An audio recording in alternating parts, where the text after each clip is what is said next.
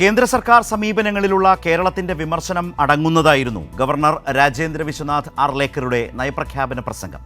കേന്ദ്രത്തിന്റെ സാമ്പത്തിക നയങ്ങൾ കേരളത്തിന് വെല്ലുവിളിയാണ്. GST നഷ്ടപരിഹാരം വെട്ടിക്കുറച്ചതും കടമെടുപ്പ് പരിധി കുറച്ചതും സംസ്ഥാനത്തെ പ്രതിസന്ധിയിലാക്കി. വിഴിഞ്ഞം തുറമുഖത്തിന് തിരിച്ചടവില്ലാതെ നൽകേണ്ട 800-ൽ പരം കോടി രൂപ വായ്പയാക്കി പലിശ സഹിതം ഈടാക്കാനുള്ള കേന്ദ്ര തീരുമാനത്തെയും ഗവർണർ വിമർശിച്ചു. ഭരണഘടനാ മൂല്യങ്ങൾ ഉയർത്തിപ്പിടിച്ച സംസ്ഥാനം മുന്നോട്ടു പോകുമെന്നും ഗവർണർ നയപ്രഖ്യാപനത്തിൽ വ്യക്തമാക്കി.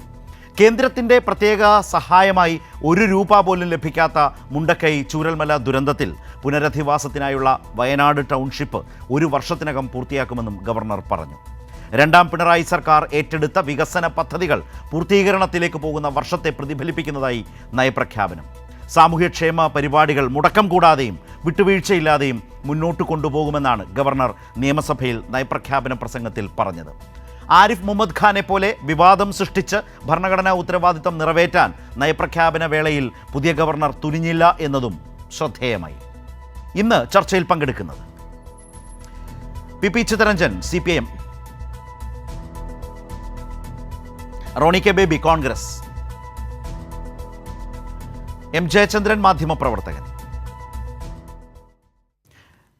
PP ചിത്തരഞ്ജൻ MLA ചർച്ചയിലേക്ക് എത്തുന്നതേ ഉള്ളൂ. ഇപ്പോൾ ശ്രീ റോണി കെ ബേബിയും ശ്രീ M ജയചന്ദ്രനും നമ്മൾക്കൊപ്പം ചേരുന്നുണ്ട്. ഞാൻ തുടക്കത്തിൽ സൂചിപ്പിച്ചതുപോലെ ശ്രീ റോണി കെ ബേബി, കേരളത്തിലെ പ്രതിപക്ഷത്തിന് വലിയ താല്പര്യമില്ലാത്തതും എന്നാൽ അങ്ങേയറ്റം പ്രാധാന്യവും ഗൗരവമുള്ളതുമായ ഒന്നാണ് ഫെഡറൽ സംവിധാനത്തിൽ രാജ്യത്തെ പ്രതിപക്ഷ പാർട്ടികൾ, BJP ഇതര പാർട്ടികൾ ഭരിക്കുന്ന സംസ്ഥാനങ്ങളുടെ പട്ടികയിൽപ്പെട്ട കേരളം. ആ കേരളത്തെ സാമ്പത്തികമായി എങ്ങനെയൊക്കെ ഞെരുക്കാമോ അതിനെല്ലാ വഴികളും തേടുന്ന കേന്ദ്ര സർക്കാരിനെ ഗവർണർ ഈ നയപ്രഖ്യാപനത്തിൽ, അതും പുതിയ ഗവർണർ ആരിഫ് മുഹമ്മദ് ഖാൻ എങ്ങനെയൊക്കെയാണ് പെരുമാറിയിട്ടുള്ളത് എന്നുള്ളതൊക്കെ നമ്മൾക്കെല്ലാം അറിയാവുന്ന കാര്യം കൂടിയാണ്. അവിടെ വന്ന പുതിയ ഗവർണർ ആ ഭരണഘടനാ ഉത്തരവാദിത്വം നിറവേറ്റുമ്പോൾ സംസ്ഥാനത്തിൻ്റെ ആ വികാരത്തെ വലിയ തോതിൽ വളരെ ശക്തമായി ഇന്ന് അവതരിപ്പിച്ചിട്ടുണ്ട്. പ്രതിപക്ഷം അതിനെ പിന്താങ്ങുമോ പിന്തുണയ്ക്കുമോ? ഇന്ന് ബഹുമാനപ്പെട്ട കേരള ഗവർണർ ശ്രീ രാജേന്ദ്ര അർലേക്കർ നടത്തിയ 1 മണിക്കൂർ 5 മിനിറ്റ് അടുത്തു വരുന്ന അദ്ദേഹത്തിന്റെ ആ പ്രസംഗം, ഞാനതിനെ പ്രസംഗം എന്ന് പറയാനേ ഞാൻ ആഗ്രഹിക്കുന്നുള്ളൂ. അതിനൊരു നയപ്രഖ്യാപനം എന്ന് പറയാൻ വേണ്ടി ഞാൻ ആഗ്രഹിക്കുന്നില്ല. കാരണം നയമുണ്ടെങ്കിലല്ലേ പ്രഖ്യാപിക്കാനായിട്ടുള്ളൂ. നമ്മൾ പറഞ്ഞ് ആവർത്തിച്ച കുറെ കാര്യങ്ങളല്ലാതെ പുതുമയുള്ള ഒന്നും എനിക്ക് അതിനകത്ത് കാണാനായിട്ട് സാധിച്ചില്ല എന്ന് ഞാൻ വേദനയോടെ പറയട്ടെ. ഞാനിവിടെ പ്രതീക്ഷിച്ച ഒരു കാര്യം, ഈ ബജറ്റിൽ ഞാൻ പ്രതീക്ഷിച്ച ഒരു കാര്യം, അല്ല ബജറ്റിലല്ല, ഈ നയപ്രഖ്യാപനത്തിൽ ഞാൻ പ്രതീക്ഷിച്ച ഒരു കാര്യം, കഴിഞ്ഞ ദിവസമൊക്കെ മുഖ്യമന്ത്രി അതിശക്തമായ വിമർശനം കേന്ദ്ര സർക്കാരിനെതിരെ ഉന്നയിച്ച ഒരു വിഷയമുണ്ട്. അത് ഈ ഗവർണറുമായി കൂടി ബന്ധപ്പെട്ട കാര്യമാണ്. അതായത് 2025 പുതിയ UGC റെഗുലേഷൻ. അതാണല്ലോ നമ്മൾ ഫെഡറലിസവും ഒക്കെയായി ബന്ധപ്പെട്ട് ഏറ്റവും അധികം ചർച്ച ചെയ്യേണ്ട കാര്യം. എന്താണ്? വിദ്യാഭ്യാസം എന്നത് കൺകറന്റ് ലിസ്റ്റിലുള്ളതാണ്. പക്ഷേ ഈ പുതിയ UGC റെഗുലേഷൻ പ്രകാരം കേരളത്തിലെ സർവകലാശാലകൾ ഉൾപ്പെടെ ഇന്ത്യയിലെ മുഴുവൻ സംസ്ഥാന സർക്കാരുകളുടെ നിയന്ത്രണത്തിലുള്ള സർവകലാശാലകൾ അത് കേന്ദ്ര സർക്കാരിന്റെ കയ്യിലേക്ക് പോവുകയാണ്. കൃത്യമായി പറഞ്ഞാൽ ഗവർണർ അതിന്റെ ചാൻസലറായി മാറിക്കൊണ്ട് മുഴുവൻ സർവകലാശാലകളുടെ വൈസ് ചാൻസലർമാരും കേന്ദ്ര സർക്കാർ അല്ല തീരുമാനിക്കാൻ പോകുന്നത്. നാഗ്പൂരിലെ RSSന്റെ കേന്ദ്ര കാര്യാലയം, ഞാൻ അങ്ങനെ തന്നെ പറഞ്ഞിട്ടിരിക്കുന്നു, RSSന്റെ കേന്ദ്ര കാര്യാലയം തീരുമാനിക്കുന്ന അവസ്ഥയിലേക്ക് വരുന്നു. ഇന്ന് നടത്തിയ നയപ്രഖ്യാപന പ്രസംഗത്തിൽ RSSകാരനായ ഗവർണറെ കൊണ്ട്, ആരിഫ് മുഹമ്മദ് ഖാൻ അല്ല രാജേന്ദ്ര അർലേക്കർ കടുത്ത RSSകാരനാണ്, RSSനോട് തന്നെ വളർന്നു വന്ന നേതാവാണ്. ആ രാജേന്ദ്ര അർലേക്കറിനെ കൊണ്ട് ഈ 2025 UGC റെഗുലേഷനെതിരെ ഒരു വിമർശനം. കാരണം ഇത്രമാത്രം ഫെഡറലിസത്തിൽ കടന്നു കയറാൻ പോകുന്ന, ഫെഡറൽ തത്വങ്ങളിൽ കടന്നു കയറാൻ പോകുന്ന സംസ്ഥാനങ്ങളുടെ ഉന്നത വിദ്യാഭ്യാസ മേഖലയിലെ മുഴുവൻ അവകാശങ്ങളെയും കവർന്നു കൊണ്ടുപോകാൻ പോകുന്ന മറ്റൊരു നിയമനിർമ്മാണം ഈ അടുത്ത കാലത്തൊന്നും ഉണ്ടായിട്ടില്ല. അത്ര നഗ്നമായി ഭരണഘടനയിൽ ഈ കേന്ദ്ര സർക്കാർ കടന്നു കയറുമ്പോൾ ഇദ്ദേഹത്തെ കൊണ്ട് ഒരു വിമർശനം അതിനകത്ത് പറയിപ്പിച്ചിരുന്നെങ്കിൽ ഞാൻ ഈ ചർച്ചയിൽ ഞാൻ 2 കൈ അടിച്ച് ഞാൻ പിണറായി വിജയൻ സർക്കാരിനെ ഞാൻ പിന്തുണയ്ക്കുമായിരുന്നു. ഞാൻ 100% സപ്പോർട്ട് ചെയ്യുമായിരുന്നു. അവിടെ വിമർശനം റോണി കെ ബേബി ഒരു വിമർശനം ആ വിഷയത്തിൽ ഉന്നയിച്ചിട്ടുണ്ട്. പക്ഷേ സംസ്ഥാനത്തിൻ്റെ അല്ലെങ്കിൽ സംസ്ഥാന സർക്കാരിൻ്റെ ഇക്കാര്യത്തിലുള്ള വ്യക്തമായ നിലപാട് മുഖ്യമന്ത്രി തന്നെ വാർത്താ സമ്മേളനത്തിലൂടെ ഇന്നലെ വ്യക്തം. അതുകൊണ്ട് തന്നെ സംസ്ഥാന സർക്കാരിനെ ഏതെങ്കിലും തരത്തിൽ സംശയിക്കേണ്ടതില്ല. പക്ഷേ അത് നയപ്രഖ്യാപനത്തിൽ ഇല്ലല്ലോ എന്നാണ് താങ്കളുടെ ഒരു ചോദ്യം. പക്ഷേ അതുകൊണ്ട് കേന്ദ്രം കേരളം പോലെ ഉള്ള സംസ്ഥാനങ്ങളോട് കാട്ടുന്ന അവഗണന വലിയ തോതിൽ സൃഷ്ടിക്കുന്ന വെല്ലുവിളി അത് ദേശീയ തലത്തിൽ തന്നെ ഒരു പ്രധാനപ്പെട്ട രാഷ്ട്രീയ പ്രശ്നമാണല്ലോ. അത് കേരളത്തിൻ്റെ മാത്രമല്ല, കേരളം കൂടുതലായി അനുഭവിക്കുന്നു എന്നല്ലേ റോണി? അങ്ങനെ അനുഭവിക്കുമ്പോൾ സാമ്പത്തികമായി വലിയ ബുദ്ധിമുട്ടുകൾ, വെല്ലുവിളികൾ സൃഷ്ടിക്കുന്നു. അക്കമിട്ട് നിരത്തുന്നില്ലേ? ഭരണഘടനാ മൂല്യങ്ങൾ ഉയർത്തിപ്പിടിച്ച് കേരളം മുന്നോട്ട് പോകും എന്ന് താങ്കൾ സൂചിപ്പിച്ച തരത്തിലുള്ളൊരു ഗവർണറെ കൊണ്ട് നയപ്രഖ്യാപനത്തിൽ പറയിപ്പിക്കുന്നത് ഒരു നാടിൻ്റെ സവിശേഷതയല്ലേ? അപ്പോൾ ആ വിധത്തിലുള്ള മികവുകളെ അല്ലെങ്കിൽ ആ വിധത്തിലുമുള്ള വിമർശനങ്ങളെ എന്തുകൊണ്ട് കാണാതെ പോകുന്നു? ഞാൻ അതുകൊണ്ടാണ് ചോദിച്ചത്. ഇതിൽ ഒരു ചൂണ്ടിക്കാട്ടൽ, താങ്കളുടെ ഭാഗത്തുനിന്ന് ആ ചൂണ്ടിക്കാട്ടൽ പ്രസക്തമാണ്, അതവിടെ നിൽക്കട്ടെ. പക്ഷേ ഇതിൽ വിമർശനത്തെ പിന്താങ്ങുമോ എന്ന് ഞാൻ ചോദിച്ചതിന് താങ്കൾ മറുപടി പറഞ്ഞില്ല. ഞാൻ കൃത്യമായി ഇതിലേക്ക് വരാം. നമ്മൾ ഒരു നയപ്രഖ്യാപനത്തിൽ ഗവർണർക്ക് ഒരു റോളുമില്ല. സർക്കാർ എന്താണോ തീരുമാനിക്കുന്നത്, സർക്കാരിന്റെ നയം അതാണ്. കാരണം എല്ലാ ഗവൺമെന്റും is based on A policy. നടപ്പാക്കാൻ പോകുന്നതും ആ പോളിസി ആയിരിക്കും. അപ്പോൾ എന്താണ് സർക്കാരിന്റെ പോളിസി എന്നത് കൃത്യമായി എല്ലാവർക്കും അറിയാം. താങ്കൾ പറയുന്നതൊക്കെ സർക്കാരിന്റെ പോളിസീസ് ആണ്, ചെയ്തു വരുന്ന കാര്യങ്ങളാണ്, സർക്കാരിന്റെ വിഷനാണ്, ഫോക്കസ്, ഇതെല്ലാമാണ് അതിൽ വരുന്നത്. എൻ്റെ ചോദ്യം അതല്ല. എൻ്റെ ചോദ്യം ഇതിൽ കേന്ദ്രവുമായി ബന്ധപ്പെട്ട് പരാമർശിക്കുന്ന ഭാഗത്ത് താങ്കൾ പറഞ്ഞതുപോലെ പുതിയ ആ ഗവർണർ വിമർശിച്ച കാര്യങ്ങളെ പിന്തുണയ്ക്കുന്നുണ്ടോ പ്രതിപക്ഷം എന്നുള്ളതാണ്. ഞാൻ വളരെ കൃത്യമായി പറഞ്ഞോട്ടെ. ഇവിടെ ഈ പറയുന്ന ഈ നയപ്രഖ്യാപനത്തില് കേന്ദ്രത്തിനെതിരെ പറഞ്ഞ വളരെ സോഫ്റ്റായ, അങ്ങനെ തന്നെ ഞാൻ പറയാൻ വേണ്ടി ആഗ്രഹിക്കുക. കാരണം ഇതിനു മുമ്പ് ഉണ്ടായിരുന്നില്ല. ഇതിനു മുമ്പ് എത്ര ശക്തമായ വിമർശനം ഉണ്ടായിരുന്നു. കഴിഞ്ഞ തവണത്തെ നയപ്രഖ്യാപനത്തിലാണല്ലോ അതിന് ഇവിടെ ഗവർണർ വായിക്കാതെ വരെ പോയ വിവാദങ്ങൾ നമ്മൾ കേട്ടതാണല്ലോ. അന്നൊക്കെ എത്ര ശക്തമായ വിമർശനമായിരുന്നു. ആ പദവിയിൽ ആ കാലത്തിരുന്ന ആളുടെ സ്വഭാവ സവിശേഷതകളുമായി കൂടി ബന്ധപ്പെട്ട് നിൽക്കുന്നത് കൂടിയാണ്. കാരണം അദ്ദേഹം നിരന്തരം ഒരു സംസ്ഥാനത്തെ ഭരണ സംവിധാനത്തെ, അതിപ്പോൾ കേരളത്തിൽ ഇപ്പോൾ പ്രതിപക്ഷത്തായതുകൊണ്ടാണ് കോൺഗ്രസിന് ഒളിഞ്ഞും തെളിഞ്ഞും അദ്ദേഹത്തെ പിന്തുണയ്ക്കേണ്ടി വന്നത്. അല്ലെങ്കിൽ നിങ്ങൾക്കും അംഗീകരിക്കേണ്ടി, ഒരു ഗവർണർ ഇങ്ങനെ ചെയ്യാൻ പാടില്ല, ആ നിലയിലൊക്കെ പെരുമാറിയ ഒരാളുടെ വ്യക്തിപരമായ പ്രശ്നങ്ങൾ കൂടി അതിൽ അടങ്ങിയിട്ടുണ്ട്. അപ്പോൾ അങ്ങനെ പല രീതിയിൽ അതിനെ കാണണം. ഇവിടെ പുതിയ ഗവർണർ ഏതായാലും തൽക്കാലം, അങ്ങനെ നമുക്ക് എടുക്കാൻ പറഞ്ഞു, തൽക്കാലത്തേക്ക് ഈ കാര്യങ്ങൾ പറഞ്ഞു. അതിനേക്കാൾ ഉപരി ആ വിമർശനങ്ങൾ, എൻ്റെ ചോദ്യത്തിലേക്ക് താങ്കൾ മറുപടി പറയാൻ എന്തുകൊണ്ടാണ് വിമുഖത കാണിക്കുന്നത്? നാടിൻ്റെ പ്രശ്നമല്ലേ, അതിനെ ഞങ്ങൾ പിന്തുണയ്ക്കുന്നു എന്ന് പറയാൻ എന്താണ് പ്രതിപക്ഷത്തിന് വൈമനസ്യം? ഇവിടെ നമ്മുടെ നയപ്രഖ്യാപന പ്രസംഗത്തിലെ കേന്ദ്രത്തിനെതിരെ 3 കാര്യങ്ങളാണ് ഇവിടെ ഗവർണർ പറഞ്ഞിട്ടുള്ളത്. ഒന്ന്, ഇവിടെ ചൂണ്ടിക്കാണിച്ചതുപോലെ നമ്മുടെ കടമെടുപ്പ് പരിധി അത് വെട്ടിക്കുറയ്ക്കുന്നു. 2, GST കോമ്പൻസേഷൻ അത് നിർത്തലാക്കി. പിന്നെ പ്രധാനപ്പെട്ടത് വിഴിഞ്ഞുമായി ബന്ധപ്പെട്ട വിഷയം. പിന്നെ ഇവിടെ മൂന്നാമത് ഗവർണർ ചൂണ്ടിക്കാട്ടിയത് കേരളത്തിന്റെ മതേതര ജനാധിപത്യ മൂല്യങ്ങളുമായി മുന്നോട്ട് പോകും. ഈ 3 കാര്യങ്ങളാണ് പ്രധാനമായിട്ടും അദ്ദേഹത്തിന്റെ പ്രസംഗത്തിൽ പറഞ്ഞത്. പക്ഷേ ഈ പറഞ്ഞ കാര്യങ്ങളിൽ എന്തെങ്കിലും പുതുമയുണ്ടോ? ഞാനത് ചോദിക്കാൻ വേണ്ടി ആഗ്രഹിക്കുന്നത്. എന്റെ ചോദ്യം ഇതിൽ പുതുമയുണ്ടോന്നല്ല. പുതുമയില്ലാത്ത, കേരളം വലിയ തോതിൽ ബുദ്ധിമുട്ട് അനുഭവിക്കുന്ന പ്രശ്നങ്ങളെ ഈ നയപ്രഖ്യാപനം അഭിമുഖീകരിക്കുന്നുണ്ട്, അഡ്രസ്സ് ചെയ്യുന്നുണ്ട്. അതിനോടുള്ള പ്രതിപക്ഷ സമീപനം എന്താണ്? നിങ്ങൾക്ക് ഇത് പഴയതായി തോന്നാം, പക്ഷേ കേരളത്തിൻ്റെ നീറുന്ന പ്രശ്നമാണ്, തുടർച്ചയായി നേരിടുന്ന പ്രശ്നമാണ്.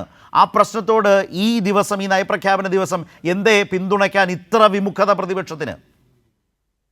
ഇവിടെ നമ്മൾ ഉന്നയിച്ച ഒന്നാമത്തെ വിഷയം തന്നെ അത് ഇവിടെ നമ്മൾ ഒരുപാട് ചർച്ച ചെയ്തതാണ്. ഈ കേരള സർക്കാർ സുപ്രീം കോടതി വരെ പോയതല്ലേ? ആ സുപ്രീം കോടതി വരെ പോയിട്ടും ഈ കേന്ദ്രം കാണിക്കുന്നു എന്ന് പറയുന്ന വിവേചനം സുപ്രീം കോടതിയെ ബോധ്യപ്പെടുത്താൻ വേണ്ടി സർക്കാർ കഴിഞ്ഞിട്ടില്ല. കേസ് പിൻവലിച്ചോ? കേസ് അവസാനിച്ചോ? ഇല്ലല്ലോ റോണി, ആ കേസ് നടന്നു വരികയല്ലേ. ആ കേസിൽ അതിലെ പെറ്റീഷൻ റീഡ്രാഫ്റ്റ് ചെയ്ത് സുപ്രീം കോടതിയുടെ നിർദ്ദേശപ്രകാരം തന്നെ അതൊരു സ്റ്റേറ്റിന് കിട്ടുന്ന വലിയ, കേരളം കൊടുത്തൊരു കേസിനോടുള്ള സംസ്ഥാനത്തിന് കിട്ടിയ വലിയ അഡ്വാൻറ്റേജ് ആണ്. റീഡ്രാഫ്റ്റ് ചെയ്ത പെറ്റീഷൻ സുപ്രീം കോടതിയുടെ മുമ്പിൽ നിൽക്കുകയാണല്ലോ. ഇതിലൊക്കെ എവിടെ തീർപ്പ് കൽപ്പിച്ചു എന്നാണ് പറയുന്നത്? നമുക്ക് കേസ് ആർക്കും നമുക്ക് ഫയൽ ചെയ്യാം. അത് നമ്മുടെ ഒരു പൊളിറ്റിക്കൽ സ്റ്റാൻഡിന്റെ ഭാഗമായി, നമ്മുടെ രാഷ്ട്രീയ നിലപാടിന്റെ ഭാഗമായി നമുക്കൊരു കേസ് ഫയൽ ചെയ്യാം. ഒരു ഫെഡറൽ സ്ട്രക്ചറിൽ നിന്ന് ഗവർണർ പിടിച്ചുവെച്ച ബില്ലുകൾ, അതുപോലെ തന്നെ രാഷ്ട്രപതി ഭവനിലേക്ക് അയച്ചതുമായി ബന്ധപ്പെട്ട കേരളത്തിൻ്റെ വിയോജിപ്പുകൾ, കേരളത്തിന് മുമ്പും മറ്റ് സംസ്ഥാനങ്ങൾ, തമിഴ്നാടാകട്ടെ പഞ്ചാബ് ആകട്ടെ ഒക്കെ നീങ്ങിയതിൻ്റെ തുടർച്ചയിൽ കുറെ കൂടി ഗൗരവമായി വിപുലമായ തലത്തിലാണ് കേരളം വന്ന് സുപ്രീം കോടതിയെ സമീപിച്ചത്. അതിപ്പോഴും അതിൻ്റെ പശ്ചാത്തലത്തിലാണ് ആരിഫ് മുഹമ്മദ് ഖാൻ പല ബില്ലുകളും ഒപ്പിടാൻ തയ്യാറായത്. റോണിക്ക് നിഷേധിക്കാൻ കഴിയുമോ? ആ നിർബന്ധിതമായ സാഹചര്യം ഉണ്ട്. അന്ന് ഗവർണറോട് പറഞ്ഞു, നിങ്ങൾ വായിച്ചു നോക്കണം, പഞ്ചാബ് കേസിലും മറ്റും സുപ്രീം കോടതി എന്താണ് ഉത്തരവിട്ടതെന്ന് കേരളത്തിൻ്റെ രാജ്ഭവൻ വായിച്ചു നോക്കണമെന്ന് പറഞ്ഞില്ലേ? അതെന്തുകൊണ്ടാണ്? കേരളം കൊടുത്ത ആ ഹർജിയെ തുടർന്നല്ലേ ആ കേസ് ഇപ്പോഴും നിൽക്കുകയല്ലേ? പക്ഷെ നമ്മളിവിടെ ചർച്ച ചെയ്യുന്നത് ഈ സാമ്പത്തിക പ്രതിസന്ധിയുമായിട്ടുള്ള വിഷയമാണ്. താങ്കളാണ് അങ്ങോട്ട് പോയത്, ഞാനല്ല. എന്ത് റോണി അത് പറഞ്ഞതുകൊണ്ട് നമ്മൾ സംസാരിച്ചു എന്ന് മാത്രം. അതായത് ഇവിടെ ഉന്നയിച്ച പ്രധാനപ്പെട്ട കാതലായ വിഷയം എന്ന് പറയുന്നത് ഓക്കെ, കേരളത്തിലെ സാമ്പത്തിക പ്രതിസന്ധിയാണ്. യെസ്, അതിന്റെ അകത്ത് കേന്ദ്രം നമ്മളെ വല്ലാണ്ട് ബുദ്ധിമുട്ടുന്നു, കേന്ദ്രം വല്ലാണ്ട് നമ്മളെ വേട്ടയാടുന്നു, ഓക്കെ. നമുക്ക് അർഹമായത് നമ്മൾ തരുന്നില്ല എന്ന വിമർശനമാണ് അത് ഉന്നയിക്കുന്നത്. ഞാൻ പറയുന്നത് ആ വിമർശനം, ഞങ്ങളുടെ പ്രതിപക്ഷത്തിന്റെ സ്റ്റാൻഡ് എന്താണെന്ന് ചോദിച്ചു കഴിഞ്ഞാൽ സർക്കാരിന്റെ അതിന്റെ അകത്തുള്ള കെടുകാര്യസ്ഥത, അതാണല്ലോ സുപ്രീം കോടതിയിൽ നിന്ന് തന്നെ പറഞ്ഞത്. ഇത് വീണ്ടും സുപ്രീം കോടതി അങ്ങനെയൊന്നും വീണ്ടും പറഞ്ഞിട്ടില്ല റോണി. ഒരു പോയിന്റ് പറഞ്ഞു തരാമോ? സുപ്രീം കോടതി എവിടെയാ പറഞ്ഞത്? സുപ്രീം കോടതി പറഞ്ഞത് കേരളത്തിന് കൊടുക്കേണ്ട വായ്പയുടെ ആ ഗഡു കൊടുക്കാൻ നിർദ്ദേശിക്കുകയാണ് ചെയ്തത് കേന്ദ്ര സർക്കാരിനോട്. കേരളത്തിന് ഒരു തരത്തിലുള്ള വിമർശനത്തിൻ്റെയും സ്പേസ് ഉണ്ടായിരുന്നെങ്കിൽ ഇതാകുമായിരുന്നില്ല സ്ഥിതി. സംസ്ഥാന സർക്കാർ വലിയ വിമർശനം നേരിടേണ്ടി വരുമായിരുന്നു. ആ നിലയിലേക്ക് ആ കേസിൽ ഒരു ഘട്ടത്തിലും പോയിട്ടില്ല. സുപ്രീം കോടതി എന്റെ അറിവനുസരിച്ച്, ഒരുപക്ഷെ എന്റെ അറിവ് പരിമിതമായിരിക്കാം, കേരളത്തിന് കൊടുക്കാൻ പറഞ്ഞിട്ടില്ല. കേന്ദ്രവും കേരളവും തമ്മിൽ ചർച്ച ചെയ്യട്ടെ എന്നാണ് സുപ്രീം കോടതി അത് കഴിഞ്ഞ് അതിന് മുമ്പിലത്തെ കാര്യമാണ് താങ്കൾ പറഞ്ഞത്. അതിനുശേഷം അതിനകത്ത് ഡയറക്ഷൻ വന്നു. ആ ഡയറക്ഷൻ അനുസരിച്ചാണ് നമ്മൾക്ക് അടുത്ത ഗഡു 13,000 കോടി കിട്ടുകയും ചെയ്തത്. അതിനകത്തൊക്കെ വളരെ അഡമൻ പൊസിഷൻ, കർക്കശമായ നിലപാട് സ്വീകരിച്ചപ്പോഴാണ് സുപ്രീം കോടതി കേരളത്തിന് വേണ്ടി, ഒരു സംസ്ഥാനത്തിന് വേണ്ടി പറഞ്ഞത് നിങ്ങൾ ചർച്ച ചെയ്യണം. നമ്മുടെ പ്രശ്നം അതായിരുന്നു, ചർച്ചയ്ക്ക് പോലും തയ്യാറാകുന്നില്ല എന്ന ഗൗരവമായ പ്രശ്നം ഉന്നയിച്ചു. അത് അഡ്മിറ്റ് ചെയ്തുകൊണ്ടാണ് ചർച്ച ചെയ്യാൻ പറഞ്ഞത്. ഒന്നല്ല, അതിലുമപ്പുറം പലതവണ ചർച്ച നടന്നു. അതിനുശേഷമാണ് ഈ നിർദ്ദേശം വന്നത്. ആ നിർദ്ദേശത്തെ തുടർന്നാണ് നമ്മൾക്ക് ആ ഗഡു കിട്ടുന്നതിനുള്ള ഒരു അവസരം ഒരുങ്ങിയത് എന്നതൊക്കെ ഉണ്ട് റോണി ഇക്കാര്യത്തിൽ. ഞാൻ ഏതായാലും താങ്കൾ പറഞ്ഞ ഞാൻ വരാം. ഈ താങ്കൾ പറഞ്ഞ വിഷയത്തിൽ ഞാനിപ്പോൾ ശ്രീ ചിത്തരഞ്ജൻ MLA കൂടി നമ്മൾക്കൊപ്പം ചേരുന്നുണ്ട്. ശ്രീ ചിത്തരഞ്ജൻ, ഇതിലൊരു പ്രധാനപ്പെട്ട കാര്യം, റോണി കെ ബേബി കോൺഗ്രസ് വക്താവ് ഈ ചർച്ചയിൽ പങ്കെടുത്തപ്പോൾ സംസാരിച്ചപ്പോൾ പറഞ്ഞൊരു പോയിന്റ്, താങ്കൾ ആ ചർച്ചയിൽ ആ സമയത്ത് ഉണ്ടായിരുന്നില്ല. ഇന്നലെ വാർത്താ സമ്മേളനത്തിൽ മുഖ്യമന്ത്രി വളരെ പ്രധാനപ്പെട്ടൊരു കാര്യം പറഞ്ഞു. അതെന്താണെന്ന് വെച്ചാൽ ഈ UGC നിയമത്തിൽ വരുന്ന ഭേദഗതി മാറ്റം അത് ഫെഡറൽ സംവിധാനത്തിൽ നിരക്കാത്തതാണ്. സംസ്ഥാനങ്ങളുടെ ഈ വിദ്യാഭ്യാസ രംഗത്ത്, ഉന്നത വിദ്യാഭ്യാസ രംഗത്തെ അവകാശത്തിനുള്ള കടന്നുകയറ്റമാണ്. അതിലെ ഈ വൈസ് ചാൻസലർമാരെയൊക്കെ നിയമിക്കുന്ന കാര്യത്തിൽ വരുത്തിയിട്ടുള്ള ഭേദഗതി ഉന്നത വിദ്യാഭ്യാസ രംഗത്തിന് ഒട്ടും ഗുണകരമല്ല എന്നൊക്കെയുള്ള പ്രശ്നങ്ങളുണ്ട്. പക്ഷേ നയപ്രഖ്യാപനത്തിൽ എന്തുകൊണ്ടതില്ല എന്നൊരു പ്രശ്നം ചൂണ്ടിക്കാട്ടിക്കൊണ്ടാണ് ഇപ്പോൾ റോണി സംസാരിച്ചത്. ബാക്കിയൊക്കെ താങ്കൾ കേട്ടല്ലോ.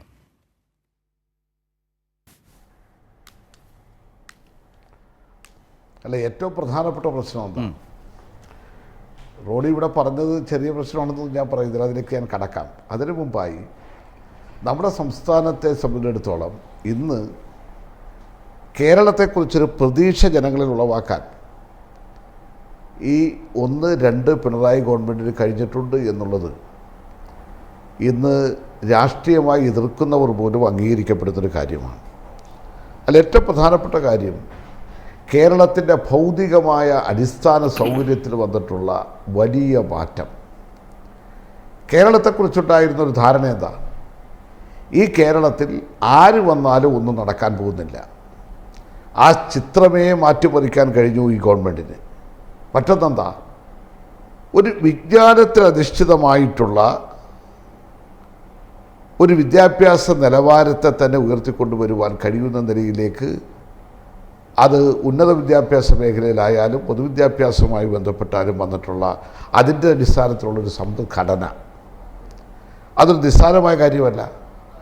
അതുപോലെ തന്നെ ആരോഗ്യ രംഗത്ത് നമുക്കുള്ള സംരക്ഷണം, അതിദാരിദ്ര്യ നിർമ്മാർജ്ജനവുമായി ബന്ധപ്പെട്ട് കേരളത്തിൻ്റെ മാതൃക, ഈ 60,046 കുടുംബങ്ങളെയും 2025 നവംബർ മാസം 1-ാം തീയതി കേരളപ്പിറവി ദിനത്തിൽ ഇന്ത്യ രാജ്യത്ത് ആദ്യമായി അതിദാരിദ്ര്യമില്ലാത്തൊരു സംസ്ഥാനമാക്കി മാറ്റാൻ കഴിയുന്ന നിലയിലുള്ള ഇടപെടൽ, ഇത് ലോകത്തിൻ്റെ തന്നെ ശ്രദ്ധ പിടിച്ചു പറ്റുന്നതല്ല. ഇന്ത്യ രാജ്യത്തെ മറ്റു സ്റ്റേറ്റുകളുടെ ഒരു പൊതുസ്ഥിതി അറിയാമല്ലോ. അതുകൊണ്ടാണ് ഗവർണറുടെ ഇന്നത്തെ നയപ്രഖ്യാപനത്തിൽ തുടക്കം തന്നെ സൂചിപ്പിച്ചത് ഞാൻ ഈ പറഞ്ഞിട്ടുള്ള പ്രധാനപ്പെട്ട വിഷയങ്ങളാണ്. ഈ കാര്യത്തിൽ ഏതാണ് നിങ്ങൾക്ക് എതിർക്കാൻ കഴിയുന്നത്? ഞാൻ പ്രിയപ്പെട്ട കോൺഗ്രസിലെ സുഹൃത്തിനോട് ചോദിക്കുകയാണ്, ഈ പറഞ്ഞിരിക്കുന്ന തെറ്റാണ്. 60,000 പേരല്ല അതിദരിദ്രർ. ആ ദരിദ്രം മാറ്റുന്നതിന് വേണ്ടി ഒന്നും ചെയ്തിട്ടില്ല എന്ന് പറയാൻ കഴിയുമോ? അതോടൊപ്പം തന്നെയാണ് ഭൗതികമായി വന്നിട്ടുള്ള അടിസ്ഥാന സൗകര്യം, ആ മാറ്റം ഉണ്ടായിട്ടില്ലെന്ന് പറയാനൊക്കുമോ? വിജ്ഞാനത്തിൽ അധിഷ്ഠിതമായിട്ടുള്ള സമ്പദ്ഘടന, ആ സമ്പദ്ഘടനയ്ക്ക് വേണ്ടി പരിശ്രമിക്കുന്നു എന്നുള്ളത് നിഷേധിക്കുവാൻ കഴിയുമോ? നിലവാരമുള്ള വിദ്യാഭ്യാസത്തിലേക്ക്, ആരോഗ്യത്തിലേക്ക് കേരളം മാറിക്കൊണ്ടിരിക്കുന്നു എന്നുള്ള വസ്തുത അംഗീകരിക്കാതിരിക്കാൻ കഴിയുമോ? അപ്പോൾ അതിനകത്ത് ഊന്നി നിന്നുകൊണ്ടാണ് ഞാൻ സംസാരിക്കുവാൻ വേണ്ടി പ്രധാനമായും ആഗ്രഹിക്കുന്നത്. ഇവിടെ കേന്ദ്ര ഗവൺമെൻറ് കേരളത്തോട് എന്തൊക്കെയാണ് കാട്ടിയിട്ടുള്ളത് എന്നതിനെ സംബന്ധിച്ച് എന്തിനാണ് കോൺഗ്രസ് സംരക്ഷിക്കാൻ ശ്രമിക്കുന്നതെന്ന് എനിക്ക് അറിഞ്ഞുകൂടെ കേന്ദ്ര ഗവൺമെൻറ്റിനെ. കാരണം BJPയുടെ ഗവൺമെൻറ് ആണല്ലോ. നിങ്ങൾക്ക് കേരളത്തോട് ഒരു ചെറിയ താല്പര്യം വേണമല്ലോ. നിങ്ങൾക്കിപ്പോൾ മുഖ്യമന്ത്രിയെ തിരഞ്ഞെടുക്കാൻ വേണ്ടി നിങ്ങൾ ഓടിക്കൊണ്ടിരിക്കുകയാണ്, ആരാകണം. അപ്പോൾ കേരളത്തിൽ അധികാരത്തിൽ വരണമെന്നുള്ളതാണല്ലോ നിങ്ങളുടെ ആഗ്രഹം. നിങ്ങളെ കുറ്റം പറയത്തിൽ ആരും ആഗ്രഹിക്കുന്നതാണ്. പക്ഷേ അധികാരത്തിൽ വന്നാൽ ആ വരുന്ന ഗവൺമെൻറ് ഏതുമായിക്കോട്ടെ നമ്മുടെ ഫെഡറൽ സംവിധാനത്തെ പോലും വെല്ലുവിളിക്കുന്ന നിലയിൽ ഒരു സംസ്ഥാനത്തോട് കേന്ദ്ര ഗവൺമെൻറ് ഇതിനേക്കാൾ വലിയ ക്രൂരത കാണിക്കാനുണ്ടോ? നമുക്കറിയാമല്ലോ, നമ്മുടെ ഏറ്റവും അവസാനം നമുക്കുണ്ടായ മഹാദുരന്തം, ആ ദുരന്തം വയനാട്ടിലുണ്ടായ സംഭവത്തിന് ശേഷം ഈ കേരളത്തിനോട് കേന്ദ്ര ഗവൺമെൻറ് എങ്ങനെയാണ് ഇടപെട്ടത്, അതിനകത്തുള്ള നഷ്ടപരിഹാരത്തിൻ്റെ അടക്കമുള്ള വിഷയത്തിൽ എന്ത് സമീപനമാണ് സ്വീകരിച്ചതെന്നും അതിനുശേഷം പല സംസ്ഥാനങ്ങളിലും വന്നിട്ടുള്ള നാശനഷ്ടങ്ങൾക്ക് കൊടുത്തിട്ടുള്ള സഹായത്തിൻ്റെ കണക്കുകളും ഒക്കെ അറിയാമല്ലോ. ഞാനൊന്നും ആവർത്തിക്കുകയല്ല. ഇവിടെ എന്താ അടിസ്ഥാനപരമായിട്ടുള്ള പ്രശ്നം? നമ്മുടെ കേരളത്തോട് കേന്ദ്ര ഗവൺമെൻറ് ഇപ്പോൾ എല്ലാവരും പറഞ്ഞത് കേരളത്തിൽ സാമ്പത്തിക ഞെരുക്കം വന്നത് ഇവിടെ ഒന്നും ചെയ്യാനായിട്ടാണോ? ഞാനത് നോക്കിയായിരുന്നു. ഈ നയപ്രഖ്യാപനത്തിൽ പ്രധാനമായി പറഞ്ഞിട്ടുണ്ട് 10ാം ധനകാര്യ കമ്മീഷൻ നമുക്ക് തന്നിട്ടുള്ളത് 3.85% 15ാം ധനകാര്യ കമ്മീഷൻ ആകുമ്പോൾ നമുക്കത് 19.25% നമ്മളുടെ കിട്ടേണ്ട വിഹിതം കേന്ദ്ര ഗവൺമെൻറ് വെട്ടിക്കുറച്ചു. ഈ ഒരു പ്രധാനപ്പെട്ട പ്രയാസത്തെ നേരിട്ടുകൊണ്ട് തന്നെ എന്ന് മാത്രമാണോ GSTയുടെ നഷ്ടപരിഹാരം, റവന്യൂ കമ്മി ഗ്രാൻറ്റുകൾ, കേന്ദ്രാവിഷ്കൃത പദ്ധതികളുടെ നിയന്ത്രണം, ഇതെല്ലാം നമ്മുടെ സംസ്ഥാനത്തെ വലിയ തോതിൽ ബാധിച്ചിട്ടും കേരളം പിടിച്ചു നിന്ന് പോകുന്നത് എന്തുകൊണ്ടാണ്? നമ്മുടെ നികുതി വരുത്താനിൽ നമുക്ക് നേടാൻ കഴിഞ്ഞ നേട്ടം ചെറുതാണോ? ശരി. 2021 22 സാമ്പത്തിക വർഷത്തിൽ 47,661 കോടിയാണ് തനത് വരുമാനം എന്നുള്ള നിലയിൽ നമ്മുടെ സ്വന്തം വരുമാനം കണ്ടെത്തിയെങ്കിൽ 2023-24 അത് 77,038 കോടിയായി കേരളം മാറി. എന്ന് വെച്ചാൽ 30,000 കോടിയോളം രൂപ നമുക്ക് കൂടുതലായി പിരിച്ചെടുക്കുവാൻ കഴിഞ്ഞു എന്നുള്ളത് കേരളത്തിൻ്റെ ഈ നികുതി പിരിവിൽ വന്നിട്ടുള്ള ഊർജിതമായിട്ടുള്ള ഇടപെടൽ മാത്രം. ആ ഇടപെടലിൻ്റെ ഫലമായി കിട്ടിയ തുക കൊണ്ടാണ്. അതുകൂടെ ഇല്ലായിരുന്നുവെങ്കിൽ നമ്മുടെ സംസ്ഥാനത്തിൻ്റെ അവസ്ഥ എന്താ? അപ്പോൾ യാഥാർത്ഥ്യ ബോധത്തോടാണ് നമ്മൾ കാണേണ്ടത്. ഒരു ഭാഗത്ത് അർഹതപ്പെട്ടത് കേന്ദ്ര ഗവൺമെൻറ് തടഞ്ഞു വെക്കുമ്പോൾ സംസ്ഥാനത്തിൻ്റെ തനത് വരുമാനം അത് വർദ്ധിപ്പിക്കുവാനും അത് പിരിച്ചെടുക്കുവാനും വേണ്ടിയുള്ള ശക്തമായ ഇടപെടലിലൂടെ ഗവൺമെൻറ് മുന്നോട്ട് പോകുന്നു. അങ്ങനെ പിരിച്ചെടുക്കുന്ന ഈ തുകയെല്ലാം ഉപയോഗിച്ചുകൊണ്ട് വളരെ ദീർഘവീക്ഷണത്തോടു കൂടി ഒരു നവകേരളത്തിന് വേണ്ടിയുള്ള അത് സർക്കാരിൻ്റെ ശ്രീ ചിത്തരഞ്ജൻ ഇവിടെ നയപ്രഖ്യാപന പ്രസംഗവുമായി ബന്ധപ്പെട്ടുകൊണ്ട് ഇതാണ് സർക്കാരിൻ്റെ ഇക്കാര്യത്തിലുള്ളൊരു വിഷൻ, ഇതാണ് കാഴ്ചപ്പാട്, ഇതാണ് സമ്മതിച്ചു. അത് നയപ്രഖ്യാപനത്തിൽ പ്രതിഫലിക്കുന്നുണ്ട്. ഇതാണ് താങ്കൾ പറഞ്ഞു വരുന്നത്. വളരെ ചുരുക്കം വാക്കുകളിൽ ഇതൊന്ന് കൺക്ലൂഡ് ചെയ്താൽ, പക്ഷേ ഇതിനോടുള്ള പ്രതിപക്ഷത്തിൻ്റെ മനോഭാവം എന്നുള്ളതാണ് ഇതിലെ എൻ്റെ ഒരു ചോദ്യത്തിൻ്റെ ഒരു ഭാഗം. അതേക്കുറിച്ചുള്ള ഭരണപക്ഷത്തിൻ്റെ കാഴ്ചപ്പാട് എന്താണ്? പ്രതിപക്ഷത്തെ സംബന്ധിച്ചിടത്തോളം കേരളത്തിൻ്റെ പൊതു താല്പര്യങ്ങൾക്ക് വേണ്ടി അവർ ഒന്നിച്ചു നിൽക്കാൻ തയ്യാറല്ല എന്നതിൻ്റെ തെളിവായിരുന്നല്ലോ നമ്മുടെ സംസ്ഥാനത്തിന് 57,400 കോടി രൂപ വെട്ടിക്കുറച്ച സന്ദർഭത്തിൽ നമ്മൾ ഒന്നിച്ച് നമുക്ക് ഡൽഹിയിൽ പോയി സമരം ചെയ്യണമെന്ന് പറഞ്ഞു. പക്ഷേ ആ സമരത്തിൽ അവർ വന്നില്ല. തൊട്ട് മുമ്പത്തെ ദിവസം അവർ തന്നെ ഭരിക്കുന്ന കർണാടകത്തിലെ ഗവൺമെൻറ് സമരത്തിന് പോയി. പക്ഷേ ഞങ്ങൾ സമരം ചെയ്തു. ആ സമരം ചെയ്തതിന് ശേഷം വീണ്ടും കണ്ണു തുറക്കാതെ വരുമ്പോഴാണ് നമ്മൾ സുപ്രീം കോടതിയിലേക്ക് പോയത്. സുപ്രീം കോടതിയിലേക്ക് പോയപ്പോൾ കോടതി തന്നെ കേന്ദ്രവും സംസ്ഥാനവും കൂടെ ചർച്ച ചെയ്ത് പരിഹരിക്കാൻ പറഞ്ഞപ്പോൾ എന്താ കേന്ദ്ര ഗവൺമെൻറ് ചെയ്തത്? കേസ് പിൻവലിച്ചിട്ട് വരാൻ പറഞ്ഞു. കേസ് പിൻവലിച്ചിട്ട് വരാൻ ഒരു ധാർഷ്ട്യത്തോട് സംസാരിക്കുമ്പോൾ ഉത്തരവാദിത്തപ്പെട്ട ഒരു പ്രതിപക്ഷ പാർട്ടി എന്നുള്ള നിലയിലും പ്രതിപക്ഷ മുന്നണി എന്നുള്ള നിലയിലും കോൺഗ്രസ് UDF അതിനെ എതിർക്കുകയല്ലേ ചെയ്യേണ്ടത്? അത് തെറ്റാണ്. അത് ഫെഡറൽ സംവിധാനത്തിനെതിരാണ്. ഇത് വെല്ലുവിളിയാണ്. ഇതിനെ കേരളം ഒന്നിച്ചു നിന്ന് നേരിടും എന്ന് പറയാനല്ല തയ്യാറായത്. ആ സന്ദർഭത്തിലെല്ലാം കേരളത്തിലെ ഗവൺമെൻറ്റിന് എങ്ങനെ പഴിചാരാൻ കഴിയും? ആ ലക്ഷ്യമാണ്, അല്ലാതെ സംസ്ഥാനത്തിന് പൊതു താല്പര്യമല്ല. അവരിപ്പോഴും എടുത്തിട്ടുള്ളത് അത് തന്നെയാണ്. അല്ലെങ്കിൽ ശക്തമായ ഒരു നിലപാട് എടുത്തിട്ടുണ്ടോ? ആലോചിച്ച് നോക്കൂ. കേരളം കാണുകയല്ലേ കേരളത്തിലെ പ്രതിപക്ഷം ഈ കാര്യത്തിൽ ഒന്നിച്ച് ക്ലിയർ. നമ്മൾ നിരന്തരം ചർച്ച ചെയ്താണ്. പക്ഷേ ഇന്നത്തെ ഈ ദിവസം അതടക്കമുള്ള വിഷയങ്ങൾ ഓർമ്മിപ്പിച്ച് ചർച്ച ചെയ്ത് പോകേണ്ടതാണ്. നേരത്തെ റോണി അതിലേക്ക് വന്നു, ഞങ്ങൾ തമ്മിൽ അതേക്കുറിച്ച് സംസാരിച്ചു. ശ്രീ ചിത്തരഞ്ജൻ അതിൽ ഭരണപക്ഷത്തിൻ്റേതായിട്ടുള്ള കാഴ്ചപ്പാടുകൾ അവതരിപ്പിക്കുകയും ചെയ്തു. ഞാൻ ശ്രീ ജയചന്ദ്രനിലേക്ക് വന്നതിന് ശേഷം റോണിയിലേക്ക് വരാം. ശ്രീ ജയചന്ദ്രൻ, ഇന്നത്തെ ഈ നയപ്രഖ്യാപനം ഞാൻ തുടക്കത്തിൽ സൂചിപ്പിച്ചതുപോലെ രണ്ടാം പിണറായി സർക്കാരിൻ്റെ അവസാന ലാപ്പിലേക്ക് പോവുകയാണ്. ഇനി അവശേഷിക്കുന്ന 1.5 വർഷക്കാലം എന്നുള്ളത് ഏറ്റെടുത്ത കാര്യങ്ങൾ പൂർത്തീകരിക്കേണ്ട സാഹചര്യമാണ്. സാമൂഹ്യക്ഷേമ പദ്ധതികളും പെൻഷൻ അടക്കമുള്ള കാര്യങ്ങൾ അങ്ങനെ കൊടുത്ത് പൂർണ്ണമായും മറ്റു പ്രശ്നങ്ങളില്ലാത്ത വിധം അത് ഈ സർക്കാരിൻ്റെ കാലയളവ് പൂർത്തിയാകും വരെ മുന്നോട്ട് പോകേണ്ട സമയമാണ്. അപ്പോൾ ഒരു സർക്കാരിൻ്റെ തുടക്കമോ അല്ലെങ്കിൽ പിന്നീട് വരുന്ന വർഷങ്ങളിലോ തൊട്ടടുത്ത വർഷങ്ങളിലോ കാണുന്നൊരു നയപ്രഖ്യാപനമല്ല. സ്വാഭാവികമായും ഈ അവസാന കാലത്ത് ഏറ്റെടുത്തത് എന്താണ്, അത് പൂർത്തീകരിക്കുന്നുണ്ടോ, ആ നിലയിലുള്ളൊരു കാഴ്ചപ്പാട് നയപ്രഖ്യാപനത്തിനുണ്ടോ? 2025 ആ നിലയിൽ വളരെ നിർണായകമാണ് ഈ സർക്കാരിനെ സംബന്ധിച്ച്, കേരളത്തിൻ്റെ ക്ഷേമവും വികസനവുമായി ബന്ധപ്പെട്ട്. ഞാൻ രാഷ്ട്രീയത്തെക്കുറിച്ചല്ല പറഞ്ഞത്. ആ അർത്ഥത്തിൽ ഈ നയപ്രഖ്യാപനം എന്ത് തരം ഒരു കാഴ്ചപ്പാടാണ് മുന്നോട്ട് വെക്കുന്നത് എന്നത് പ്രധാനമാണ്. രണ്ടാമത്തെ ഭാഗം, പ്രതിപക്ഷം ഈ ഭരണപരമായ വിഷയങ്ങളെ എത്രമാത്രം കാര്യമായി സമീപിക്കുന്നുണ്ട്. ഇപ്പോൾ മാധ്യമങ്ങളും പല കോണിൽ നിന്നൊക്കെ വരുന്ന വിവാദങ്ങൾ അല്ലെങ്കിൽ കേന്ദ്ര ഏജൻസികൾ ഇട്ടുകൊടുക്കുന്ന വിവാദങ്ങൾ അതിൽ കയറി പിടിച്ചൊക്കെ പോകുന്ന ഒരു നില നമ്മൾ കണ്ടിട്ടുണ്ട്. പക്ഷേ പ്രതിപക്ഷം അതിനപ്പുറം ഒരു സർക്കാരിൻ്റെ ഭരണപരമായ ഇടപാടുകളെ ഒന്നൊന്നായി നിരീക്ഷിച്ച് ഇടപെടേണ്ട ഒരു ഉത്തരവാദിത്വമുള്ള സംവിധാനമാണ് പ്രതിപക്ഷം. കേരളത്തിൻ്റെ പ്രതിപക്ഷം ആ നിലയിലേക്ക് ഉയർന്നിട്ടുണ്ടോ? നയപ്രഖ്യാപനത്തെ സമീപിക്കുന്നതിലും ആ പ്രതിപക്ഷം മികവ് താങ്കൾ കാണുന്നുണ്ടോ? ശരത്തെ, താങ്കൾ രണ്ടാമത് ചോദിച്ചതിനെ ഞാൻ ആദ്യം പ്രതികരിക്കാം എന്ന് വിചാരിക്കുന്നേ. ആദ്യം ചോദിച്ച ഒരു പ്രധാനപ്പെട്ട ചോദ്യം ഉണ്ടല്ലോ, ചോദ്യം ശ്രീ റോണി കെ ബേബിയുടെ ആണ്. അദ്ദേഹം ചോദിച്ചത് UGCയുടെ പ്രശ്നം എന്തുകൊണ്ട് നയപ്രഖ്യാപന പ്രസംഗത്തിൽ വന്നില്ല, ഇതാണ് അദ്ദേഹത്തിന്റെ ചോദ്യം. ആ ചോദ്യം കേൾക്കുന്ന ആരും, അത് ഇടതുപക്ഷ വിശ്വാസികളോ അനുകൂലികളോ ആയിക്കോട്ടെ, വലതുപക്ഷ വിശ്വാസികളോ അനുകൂലികളോ ആയിക്കോട്ടെ, ആരാണെങ്കിലും വിചാരിക്കുക ശരിയാണല്ലോ, അദ്ദേഹം ചോദിച്ച ചോദ്യം പ്രസക്തമാണല്ലോ എന്നല്ലേ വിചാരിക്കൂ.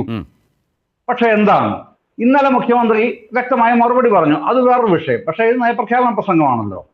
അപ്പം ശ്രദ്ധിക്കേണ്ട ഒരു കാര്യം, ഇത് സംബന്ധിച്ച് ഏതാണ്ടൊരു 10-12 ദിവസം മുമ്പ് ആദ്യം ഈ പ്രശ്നം ഭരണപക്ഷം ഗവൺമെന്റ് ഈ വിഷയത്തിൽ പ്രതികരിക്കുന്നുണ്ടല്ലോ. മുഖ്യമന്ത്രി തന്നെ, വിദ്യാഭ്യാസ മന്ത്രി, മറ്റ് പാർട്ടി നേതാക്കളും ഒക്കെ പ്രതികരിക്കുന്നുണ്ട്.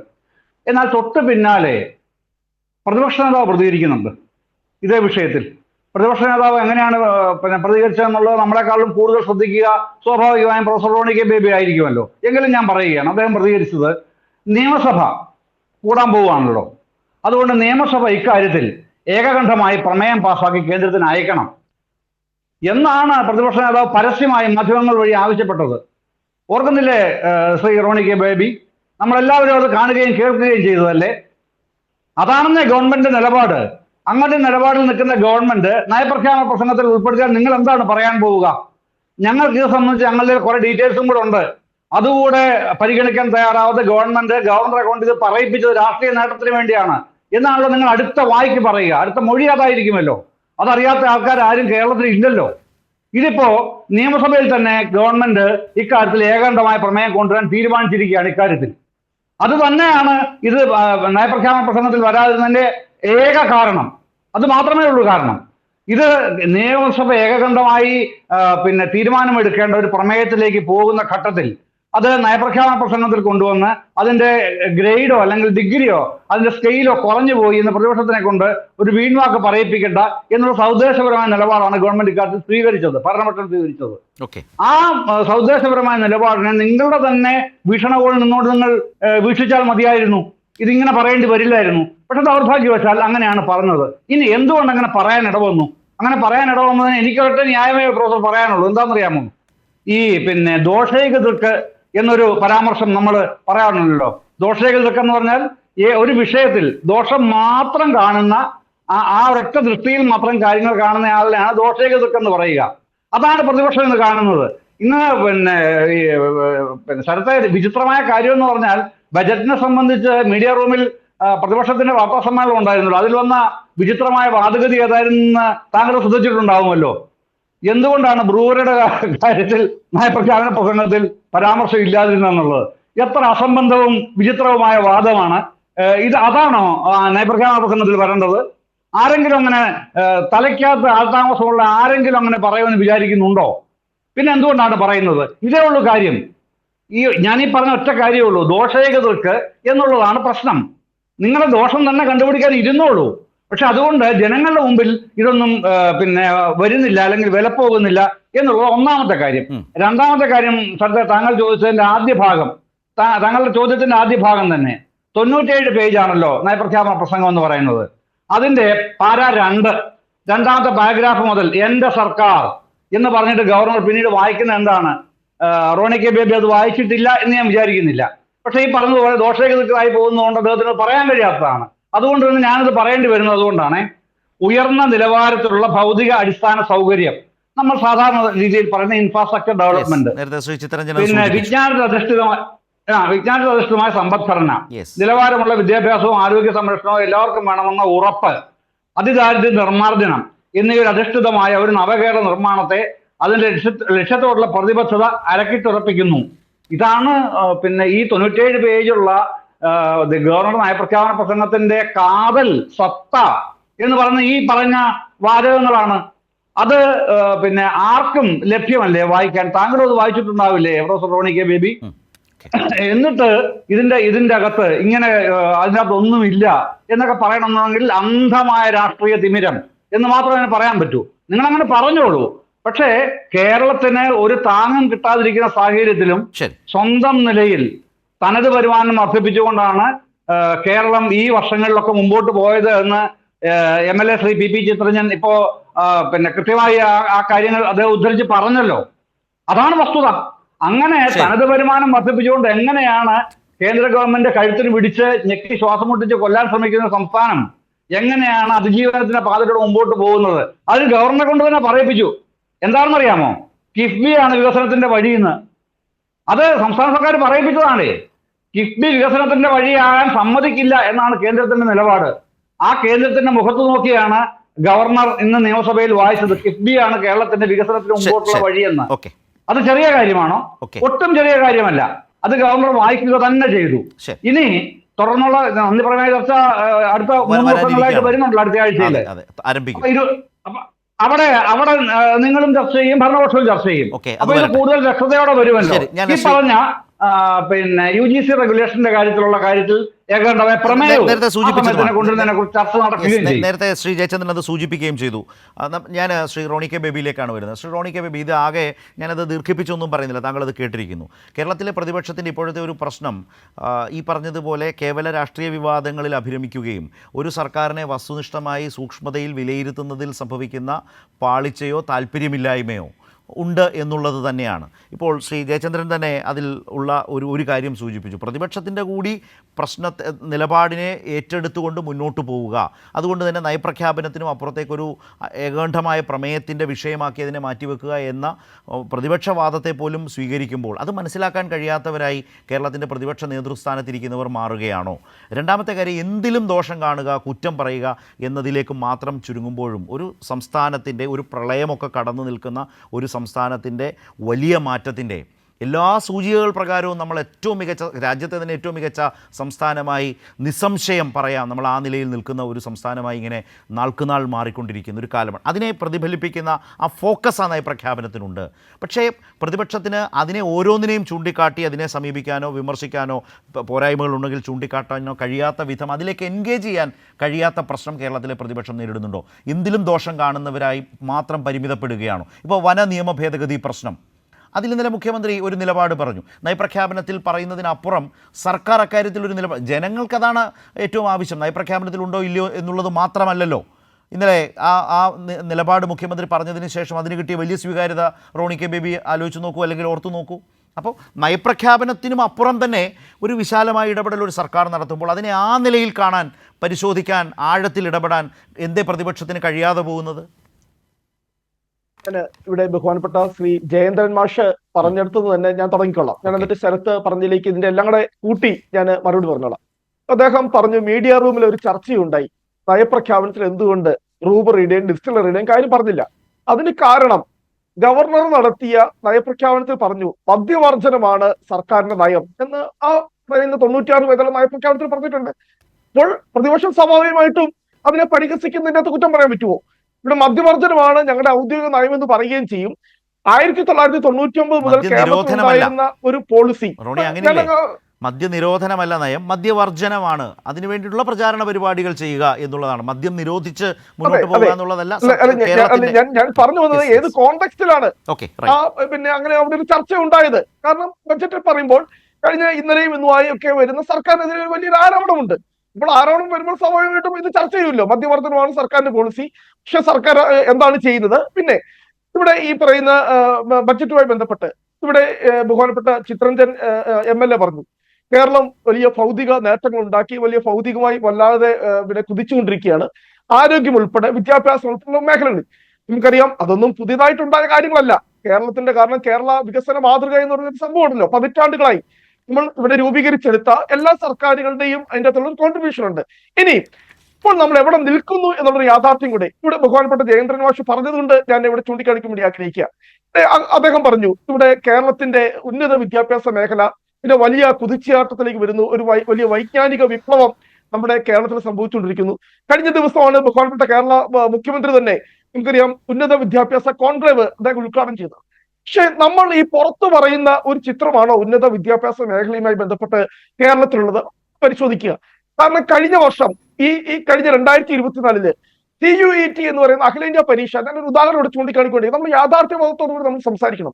15 ലക്ഷം ആളുകൾ എഴുതിയ CUET പരീക്ഷയിൽ 1.5 ലക്ഷം ആളുകൾ എഴുതിയത് കേരളത്തിൽ നിന്നുള്ളവരാണ്.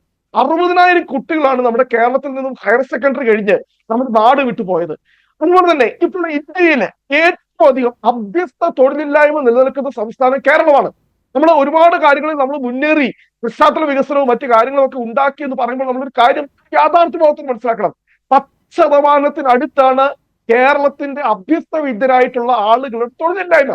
അവർ മൊത്തം എന്താ ചെയ്തത്? നമ്മുടെ നാട്ടിലെ പ്രതീക്ഷകളില്ലാതെ അതിന്റെ പ്രധാനപ്പെട്ട കാരണങ്ങളിൽ ഒന്ന് നമ്മുടെ ഉന്നത വിദ്യാഭ്യാസ മേഖലയുടെ പരാജയം തന്നെയാണ്. അതിന്റെ ഒരു ഭാഗമായി നിൽക്കുന്ന ഒരാളെന്നതിൽ കൂടി ഞാൻ തുറന്നു തന്നെ സമ്മതിക്കുകയാണ്. നമ്മുടെ ഉന്നത വിദ്യാഭ്യാസ മേഖല വിദ്യാർത്ഥികളെ നമ്മൾ ഇതിലേക്ക് ആകർഷിക്കുവാനോ അവർക്ക് ആവശ്യമായി എംപ്ലോയബിലിറ്റി കൊടുക്കുവാനോ നമുക്ക് കഴിയുന്നില്ല. നമുക്കതിനെ ഉന്നത വിദ്യാഭ്യാസ മേഖല പിന്നെ വലിയ വൈജ്ഞാനിക വിപ്ലവം ഉണ്ടാക്കുന്നു, വലിയ നേട്ടങ്ങൾ ഉണ്ടാക്കുന്നു. താങ്കൾ ഒരു അധ്യാപകൻ കൂടി ആയതുകൊണ്ടാണ് ഞാൻ ചോദിക്കട്ടെ, കേരളത്തിലെ കോളേജുകൾ അതുപോലെ തന്നെ യൂണിവേഴ്സിറ്റികൾ NAC അക്രഡിറ്റേഷനിൽ എത്രമാത്രം മുന്നോട്ട് പോയിരിക്കുന്നു? ചില്ലറ കാര്യമാണോ?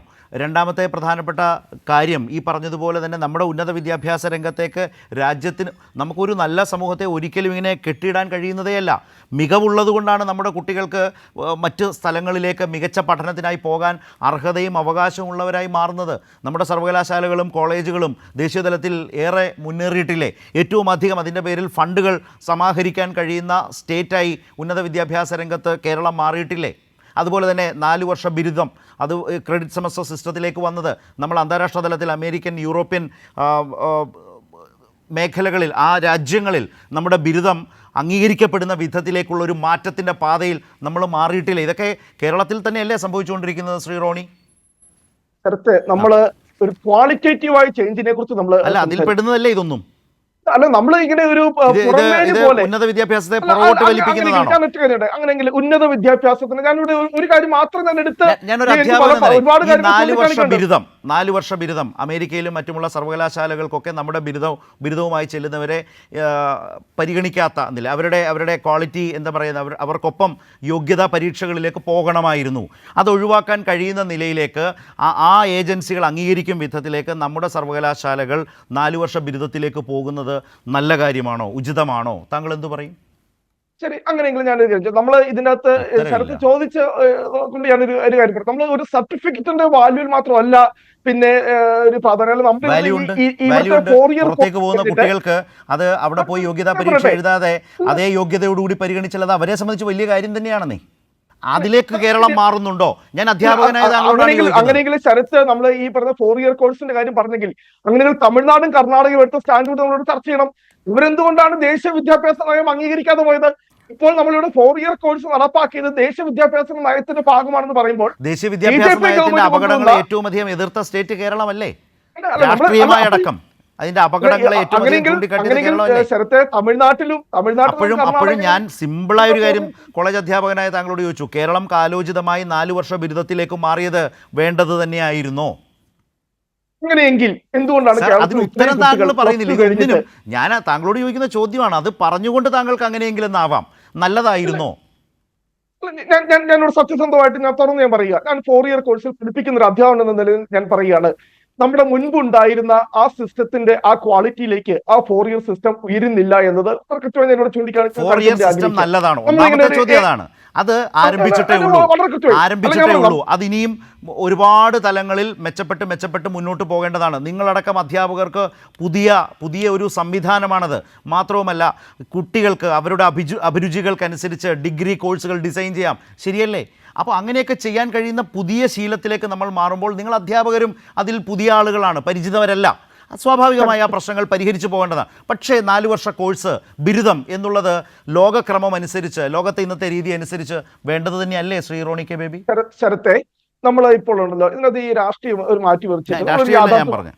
ഈ കേരളത്തില് ഇപ്പോൾ MG സർവകലാശാല അല്ലെങ്കിൽ കാലിക്കറ്റ് സർവകലാശാല, കേരള സർവകലാശാല ഉൾപ്പെടെയുള്ള സർവകലാശാലകൾ ഈ വർഷം, ഈ അധ്യയന വർഷം എത്ര സീറ്റുകൾ ഡിഗ്രി കോഴ്സുകൾക്ക് വേക്കന്റ് ആയി കിടക്കുന്ന ഒന്ന് പരിശോധിക്ക്. 50% കൂടുതൽ സീറ്റുകൾ വേക്കന്റ് ആണ്.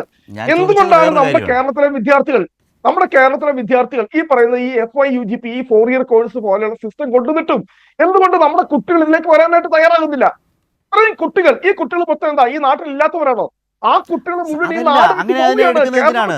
അതിനർത്ഥം ഈ നാട്ടിൽ കുട്ടികൾ പഠിക്കാതെ വീട്ടിലിരിക്കുന്നു, അല്ലെ റോഡിൽ കറങ്ങി നടക്കുന്നതാണോ? അല്ല, അവർക്ക് ഇഷ്ടപ്പെട്ട കോഴ്സുകളിലേക്ക് പോകുന്നു. പകരം ഈ ബിരുദ കോഴ്സുകളിലേക്ക് വരുന്നവർ തൽപരരായ ആളുകളാണ്. കുത്തി നിറച്ച് അതിലെ സീറ്റുകളാകെ നിറയ്ക്കുക എന്നുള്ളതാണ് ഒരു വിദ്യാഭ്യാസത്തിൻ്റെ മികവ്.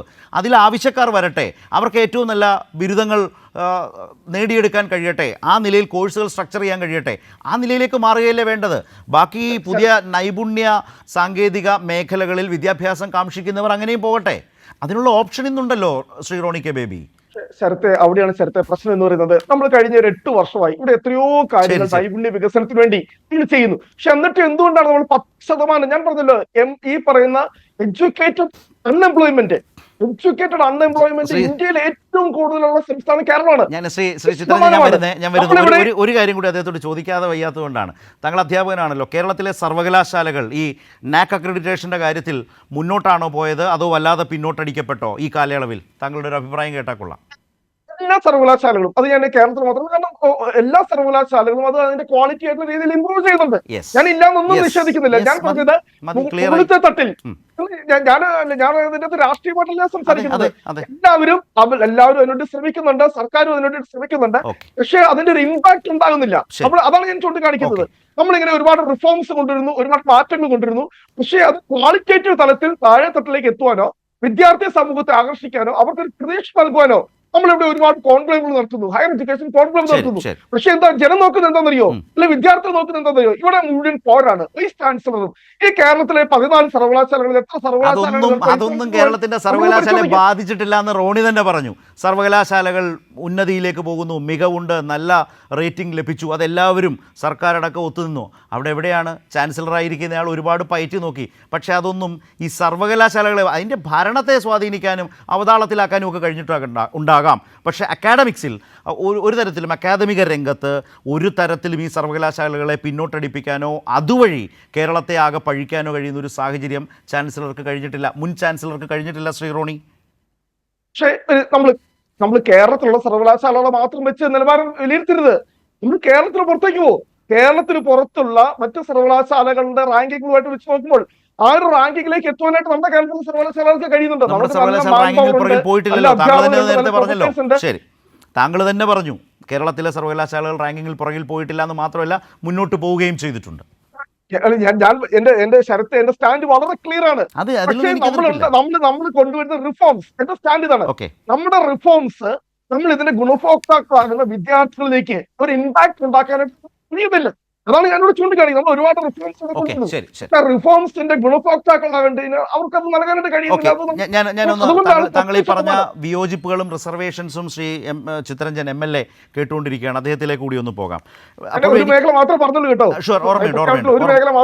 ഓർമ്മയുണ്ട്. ഞാൻ അതിലിപ്പോഴും പറയുന്നത് ഈ വിദ്യാഭ്യാസ രംഗത്തെ മാറ്റം എന്നൊക്കെ പറയുന്നത് നേരമിരുട്ടി വെളുക്കുന്ന നിലയിൽ വരുന്നതല്ല. അതൊരു വലിയ പ്രക്രിയയാണ്. ആ പ്രക്രിയയിലേക്ക് പോകുന്നത് ഓരോ അക്കാദമിക വർഷം വർഷവും മികവോടെ അതിനെ പരിശോധിച്ച് പുതിയ പുതിയ തീരുമാനങ്ങൾ വരുന്നു, അതെങ്ങനെ നടപ്പാക്കുന്നു, അതിൽ കൂടുതൽ മികവോടെ എങ്ങനെ കൂടുതൽ പോകണം എന്നൊക്കെ അതൊരു കാലത്തെ ഒരു വലിയ പരിശ്രമമാണ്. ആ പരിശ്രമത്തിലേക്ക് ആണ് കേരളം ഇപ്പോൾ സഞ്ചരിച്ചുകൊണ്ടിരിക്കുന്നത് എന്ന കാര്യത്തിൽ യാതൊരു സംശയവുമില്ല. അതിൻ്റെ ഭാഗമായി തന്നെയാണ് സർവകലാശാലകൾക്ക് ദേശീയ തലത്തിൽ ഇതര സർവകലാശാലകളോട് മത്സരാധിഷ്ഠിതമായി തന്നെ നിന്ന് ഈ നാക് അക്രഡിറ്റേഷനിലും മറ്റും പോകാൻ കഴിയുന്നത്, കോളേജുകൾക്ക് പോകാൻ കഴിയുന്നത്. കേന്ദ്രതലത്തിൽ അത്തരം ഫണ്ടുകൾ ഏറ്റവും അധികം വരുന്ന സംസ്ഥാനമായി കേരളം ഈ അടുത്ത കാലത്തടക്കം കണക്കുകൾ വന്നതാണ്. മാറിയത് ഇതുകൊണ്ട് എന്തുമാവട്ടെ, ഞാനതിലെ രാഷ്ട്രീയമല്ല പറഞ്ഞത്, വിദ്യാഭ്യാസ രംഗവുമായി ബന്ധപ്പെട്ടൊരു ചർച്ചയിലേക്ക് കുറച്ചധികം പോയതുകൊണ്ട് പറഞ്ഞു എന്ന് മാത്രം, ഞാൻ എൻ്റെ ഒരു അഭിപ്രായം പറഞ്ഞു എന്ന് മാത്രം. ശ്രീ ചിത്തരഞ്ജൻ, അദ്ദേഹം പറഞ്ഞാൽ ഒരു പൊതുവാചകം, മുന്നേറ്റമുണ്ട്, മാറ്റമുണ്ട്, അത് വളരെ സ്വാഭാവികമാണ്. അതിൻ്റെ എല്ലാം ഒരു പൊളിറ്റിക്കൽ ക്രെഡിറ്റ് സർക്കാർ ഏറ്റെടുത്താൽ അത് ആ നിലയിൽ വകവെച്ച് തരുന്നതല്ല കേരളം എന്നുള്ളതാണ് പ്രതിപക്ഷത്തിൻ്റെ ഒരു കാഴ്ചപ്പാട് ഇക്കാര്യത്തിലുള്ളത്.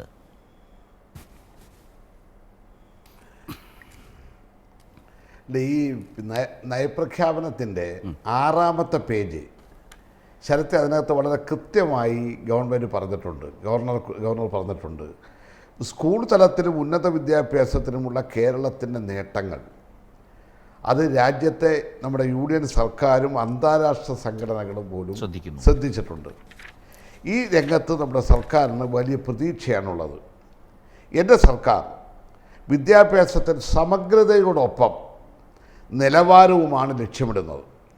ഉന്നത വിദ്യാഭ്യാസ രംഗത്ത് നൈപുണ്യ വികസനം, വിദ്യാഭ്യാസ സ്ഥാപനങ്ങളും വ്യവസായങ്ങളും തമ്മിലുള്ള ബന്ധം, സംരംഭരാകുന്നതിന് വിദ്യാർത്ഥികളെ പ്രാപ്തരാക്കുക, ആധുനിക ആവശ്യങ്ങൾക്ക് പ്രാപ്തമാക്കുന്ന വിധം പാഠ്യപദ്ധതി പരിഷ്കരിക്കുക എന്നിവയ്ക്ക് നമ്മൾ ഊന്നൽ നൽകുന്നു.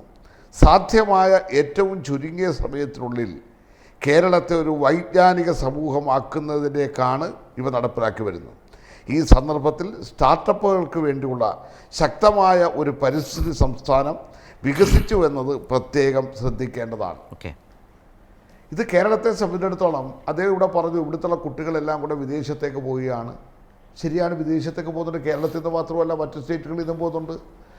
അത് ലോകത്ത് വന്നിട്ടുള്ള വലിയ മാറ്റത്തിൻ്റെ അടിസ്ഥാനത്തിൽ സംഭവിക്കും. ഈ കേരളം അതുകൊണ്ട് തന്നെയല്ലേ നമ്മുടെ ഇപ്പോൾ 47 എന്നാണ് എൻ്റെ ധാരണ, പ്രൊഫഷണൽ കോളേജുകളുടെ ക്യാമ്പസിൽ തന്നെ വ്യവസായങ്ങൾ കൂടി വരാൻ കഴിയുന്ന നിലയിലേക്ക്, വിദ്യാർത്ഥികൾക്ക് പഠനവും അതോടൊപ്പം തന്നെ തൊഴിലും ചെയ്യാൻ കഴിയുന്ന നിലയിലേക്ക് നമ്മൾ അതിനകത്ത് ഫലപ്രദമായി ഇടപെടുകയല്ലേ. ഇന്ത്യ രാജ്യത്ത് വേറെ എവിടെയാണ് ആ നിലയിലേക്കുള്ള ദീർഘവീക്ഷണത്തോടുകൂടിയുള്ള ഇടപെടൽ നടന്നുകൊണ്ടിരിക്കുന്നത്? അപ്പോൾ നമ്മുടെ പൊതുവിദ്യാഭ്യാസ മേഖല, അദ്ദേഹം പറഞ്ഞു കേരളത്തിലെ വിദ്യാഭ്യാസത്തിന് പറഞ്ഞു, ഞാൻ ബഹുമാനപ്പെട്ട റോണി സാറിൻ്റെ ശ്രദ്ധയിലൊരു കാര്യം പെടുത്താം. നമ്മുടെ പൊതുവിദ്യാഭ്യാസത്തോട് എന്തായിരുന്നു UDF ഗവൺമെൻറ് എടുത്തൊരു നിലപാട്? അങ്ങ് അധ്യാപകനാണല്ലോ. 2011-16 കാലയളവിലെ ഗവൺമെൻറ് എന്താ ചെയ്തത്? എന്താ പ്രഖ്യാപിച്ചത്? ഒരു വർഷക്കാലം 100 ഗവൺമെൻറ് സ്കൂളുകൾ വീതം അടച്ചുപൂട്ടാനല്ലേ തീരുമാനിച്ചത്? പകരം അപ്പോൾ ഏതാ വരാൻ പോകുന്നത്? വരാൻ പോകുന്നത് അൺഎയ്ഡഡ് സ്കൂളുകളാണ്, UBC സ്കൂളുകളാണ്. കേരളത്തിലെ ഇന്നത്തെ വിദ്യാഭ്യാസം ഏതാണോ? ഞാൻ ഇവിടെ പ്രതിനിധാനം ചെയ്യുന്ന ആലപ്പുഴ മണ്ഡലത്തിൽ ഈ കഴിഞ്ഞ ദിവസം ചെല്ലുമ്പോൾ ഒരു UP സ്കൂളിലെ വിദ്യാർത്ഥികളുടെ എണ്ണം 1187. LP സ്കൂളുകൾ 500-600 വിദ്യാർത്ഥികൾ ശരാശരി. എങ്ങനെ എത്തി? വല്ല മന്ത്രപടി കാണിച്ചിട്ടാണോ? അടിസ്ഥാന സൗകര്യങ്ങളിൽ വന്നിട്ടുള്ള മാറ്റം ചെറുതാണോ സാർ? കേരളത്തിൽ എത്രായിരം കോടി രൂപയാണ് നമ്മുടെ സ്കൂളുകളുടെ കെട്ടിടങ്ങൾക്കും അതുപോലെ തന്നെ മറ്റ് അടിസ്ഥാന സൗകര്യങ്ങൾക്കുമൊക്കെ വേണ്ടി ഈ ഗവൺമെൻറ് കാലത്ത് ചെലവഴിച്ചിട്ടുള്ളത്? അങ്ങനെ ആയിരുന്നോ കഴിഞ്ഞ UDF ഗവൺമെൻറ് പൊതുവിദ്യാഭ്യാസത്തെ കൈകാര്യം ചെയ്യുന്നത്? പൊതുവിദ്യാഭ്യാസ മേഖലയിൽ നടത്തിയിട്ടുള്ള ഇടപെടൽ കക്ഷി രാഷ്ട്രീയത്തിനപ്പുറം എല്ലാവരും അംഗീകരിക്കുന്നതല്ലേ. ഇന്ന് എന്താ വ്യത്യാസം, എന്താ മാറ്റം?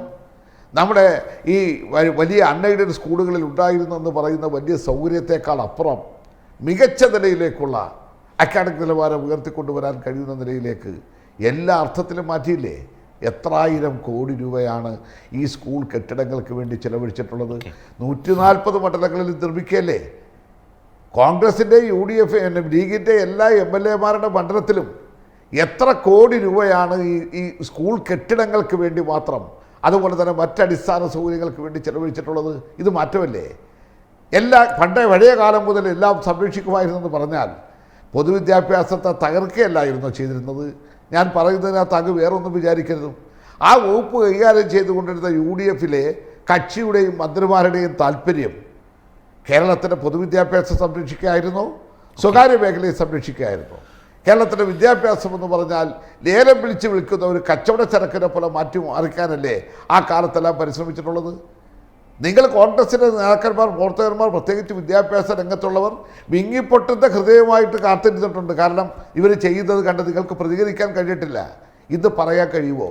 കേരളത്തിൻ്റെ വിദ്യാഭ്യാസ മേഖലയിൽ ആ നിലയിൽ എന്തെങ്കിലും നടമാടുന്നു എന്ന് പറയാനുള്ള അവസരമുണ്ടാക്കിയിട്ടുണ്ടോ എന്ന് മാത്രമല്ല, ഈ ഓണപ്പരീക്ഷ ക്രിസ്മസ് പരീക്ഷയെ കൂടെ ഒന്നിച്ചെഴുതിയാൽ മതി എന്ന് പറയുന്ന സാഹചര്യമടക്കം പാഠപുസ്തകമടക്കം കൊടുക്കാത്തൊരു കാലമുണ്ടായിരുന്നു എന്നുള്ള കാര്യം റോണി സാറിന് ശ്രദ്ധയെ ഞാൻ പെടുത്തുകയാണ്. ഇപ്പോഴോ സ്കൂൾ തുറക്കത്തിന് 1.5 മാസക്കാലത്തിന് മുമ്പ് കൊടുക്കുകയാണ് ഈ പാഠപുസ്തകങ്ങൾ. അപ്പോൾ അതെല്ലാം കേരളത്തിൽ വന്ന വിദ്യാഭ്യാസ രംഗത്ത് വന്ന വലിയ മാറ്റമല്ലേ? ആ മാറ്റം നമുക്ക് കാണാതെ മുന്നോട്ട് ഒരു ഗവൺമെന്റിന്റെ കാഴ്ചപ്പാടാണ് നാം മനസ്സിലാക്കേണ്ടത്. നമ്മൾ വിദ്യാഭ്യാസത്തിൽ കൂടുതൽ വന്നതുകൊണ്ടാണ് ഞാൻ അതിലേക്കൊന്ന് ഊന്നൽ കൊടുക്കാൻ തയ്യാറായത്. അത് മാത്രമാണോ കേരളത്തിലെ അടിസ്ഥാന ജനവിഭാഗങ്ങളെ എടുത്ത് 1,88,087 പേർക്കാണ് ഈ 3.5 വർഷക്കാലത്തിനുള്ളിൽ ഒരു തുണ്ട് ഭൂമിയുടെ രേഖയില്ലായിരുന്ന മനുഷ്യർ പട്ടയം കൊടുത്തു. അടുത്തത് ഈ 2 മാസം കൂടെ കഴിയുമ്പോൾ 1,20,000 പേർക്ക് കൂടെ പട്ടയം കൊടുക്കാൻ പോവുകയാണ്. എന്നുവെച്ചാൽ 3 ലക്ഷം പാവപ്പെട്ട മനുഷ്യൻ, 5,38,000 പേർക്കാണ് കിടപ്പാടം. ചെറുതാണോ? ഒരു തുണ്ട് ഭൂമിയില്ലാത്തവന്, ഒരു കയറി കിടക്കാൻ ഒരു കിടപ്പാടമില്ലാത്തവന് അവനെ അറിയൂ അതിൻ്റെ വേദന. ഏത് ഗവൺമെൻറ് വന്നാലും ഒരുപോലെയാണെന്ന് പറഞ്ഞ് ആക്ഷേപിക്കുന്നവരുണ്ടല്ലോ, അവർ മനസ്സിലാക്കണം ഒരു തുണ്ട് ഭൂമിയുടെ ഉടമസ്ഥാവകാശം ഈ കേരളത്തിലെ 3 ലക്ഷം പാവങ്ങൾക്കാണ് ഈ 4 വർഷക്കാലത്തിനുള്ളിൽ കിട്ടുന്നത്. കയറി കിടക്കാൻ ഒരു കിടപ്പാടമില്ലാത്ത പാവപ്പെട്ടവൻ, അവനൊരു കൊട്ടാരമാണ് ഈ 500 സ്ക്വയർ ഫീറ്റിന്റെ വീട്, അത് കേരളത്തിൽ നിർമ്മിച്ചു കൊടുക്കുകയാണ്.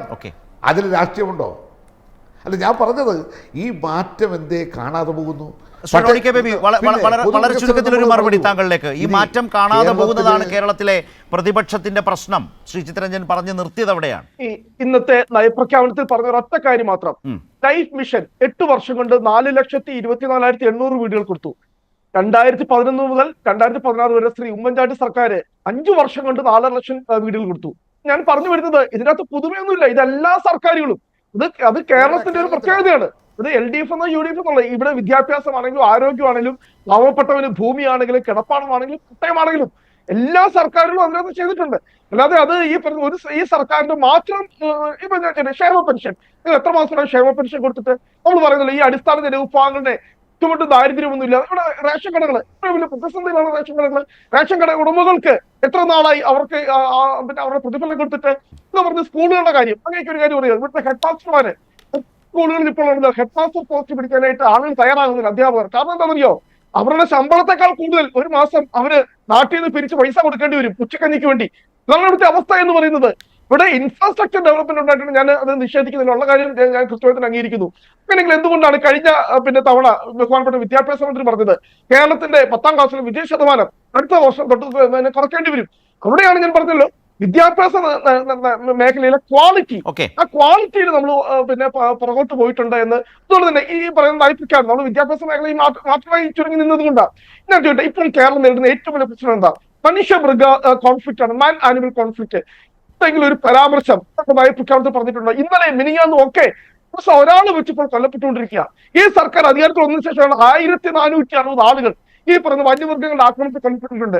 നമുക്ക് അതിനകത്ത് എന്തെങ്കിലും ഒരു നിർദ്ദേശം നയപ്രഖ്യാപനത്തിൽ? സാങ്കല്പികമാണ് വാദത്തിന് വേണ്ടി. UDF ആണ് ഈ കാലത്ത് ഭരിക്കുന്നതെങ്കിൽ ഈ ഒരു ബുദ്ധിമുട്ട് കേരളം അനുഭവിക്കില്ലെന്നാണോ പറയുന്നത്? അതിനകത്ത് എന്റെ കൃത്യമായ ആൻസർ പറയാം. കാരണം ഈ കേന്ദ്ര സർക്കാരിന്റെ ഫണ്ട് ഉൾപ്പെടെ എത്രയോ 40 വലിയൊരു തുക കേന്ദ്ര സർക്കാർ നൽകിയിരിക്കുന്ന തുക ചെലവഴിക്കാതെ കിടക്കുകയാണ്. ഈ പറയുന്ന ഈ ചുരുക്കി എടുക്കണം സമയം, അത് കഴിഞ്ഞാൽ ശ്രീ ജയചന്ദ്രനിലേക്ക് വരാം. ഇതിന് മാത്രം ഒരു മറുപടി ഉണ്ടെങ്കിൽ ശ്രീ ചിത്തരഞ്ജൻ, മലയോരം അതുപോലെ ലൈഫിലൊക്കെ കൊടുത്ത വലിയ മികവൊന്നും നിങ്ങൾ പറയേണ്ട, എല്ലാ സർക്കാരും മലയോര മേഖല ലൈഫ് പോലുള്ള കാര്യങ്ങളിൽ വലിയ വീമ്പ് പറച്ചിലാണ്, കാര്യമൊന്നുമില്ല എന്നാണ് റോണി പറഞ്ഞത്. 3200 കോടി രൂപയാണ് ഉമ്മൻചാണ്ടി സാറിൻ്റെ 5 വർഷക്കാലത്തെ ഭരണത്തിൽ ഭവന നിർമ്മാണ മേഖലയിൽ ചെലവഴിച്ചെങ്കിൽ ഈ ഗവൺമെൻറ്റിൻ്റെ കാലത്ത് 18,000 കോടി. അപ്പോൾ പിന്നെ വ്യത്യാസം എന്താണെന്നുള്ളത് പറയേണ്ട കാര്യമില്ലല്ലോ. നമ്മൾ കണ്ടുകൊണ്ടിരിക്കുന്നതല്ലേ. 18,000 കോടി രൂപയാണ് ഈ ശരി. സംസ്ഥാനത്ത് അടുത്തത്. ഈ വീടിന് വേണ്ടി മാത്രം ചെലവഴിക്കാൻ കേരളത്തിലെ ഗവൺമെൻറ് തയ്യാറായത്. ഉമ്മൻചാണ്ടി സാറിൻ്റെ കാലത്ത് 3200. ഇനി ഈ വന്യജീവികളെ സംബന്ധിച്ചിടത്തോളം നിയമസഭയിൽ തന്നെ നിരവധി തവണ ചർച്ച ചെയ്യപ്പെട്ട ഒരു വിഷയമാണല്ലോ, നാട് മുഴുവൻ കണ്ടതാണല്ലോ. അതുമായി ബന്ധപ്പെട്ട് അതിൽ കേരളത്തിലെ ഗവൺമെൻറ് ഏത് തെറ്റാണ് ചെയ്തിട്ടുള്ളത്? ഈ കഴിഞ്ഞ ദിവസക്കാലം തന്നെയല്ലേ ഈ കാര്യത്തിൽ വളരെ വ്യക്തമായിട്ട് കേരളത്തിലെ മുഖ്യമന്ത്രി നമ്മുടെ നിലപാട്, സംസ്ഥാനത്തെ നിലപാട് കൃത്യമായി പ്രഖ്യാപിച്ചിട്ടുണ്ടല്ലോ. അതിനകത്ത് എവിടെയാണ് പൈസ ചെലവഴിക്കാതെ കിടക്കുന്നത്? പൈസ ചെലവഴിക്കാതെ കിടക്കുന്നില്ല. പൈസ ചെലവഴിക്കാത്തതാണോ പ്രശ്നം? അടിസ്ഥാനപരമായിട്ടുള്ള പ്രശ്നം ഈ കാലാവസ്ഥ വ്യതിയാനത്തിലെല്ലാം വന്നിട്ടുള്ള മാറ്റത്തിൻ്റെ എല്ലാം ഫലമായി ഉണ്ടായിട്ടുള്ള ചില പ്രത്യേകതകളല്ലേ സംഭവിച്ചുകൊണ്ടിരിക്കുന്നത്. അദ്ദേഹത്തെ പോലെ ഒരാൾ ഈ കാര്യത്തിനകത്തൊരു ഗവൺമെന്റിനെ എങ്ങനെയാണ് കുറ്റം പറയുന്നത്? നിങ്ങൾക്ക് നിയമസഭയെ പോലെ കുറ്റം പറയാൻ ഒക്കുന്നില്ലല്ലോ. വസ്തുതാപരമായി ഇതൊരു പൊതുവായ പ്രശ്നമാണ്. ഞാൻ അതിനപ്പുറം ചർച്ച പോകേണ്ടതില്ലാത്തതുകൊണ്ടാണ് സുചിത്രഞ്ജൻ പ്ലീസ്. പറഞ്ഞല്ലോ, അതായത് അല്ല പണ്ട് നല്ല ഒന്നാം നമ്പർ ഊണ് ഇപ്പൊ ഊണല്ലേ കൊടുക്കുന്നത്. പണ്ട് കഞ്ഞി, ആ കഞ്ഞി പോലും മുടക്കത്തില്ലായിരുന്നോ?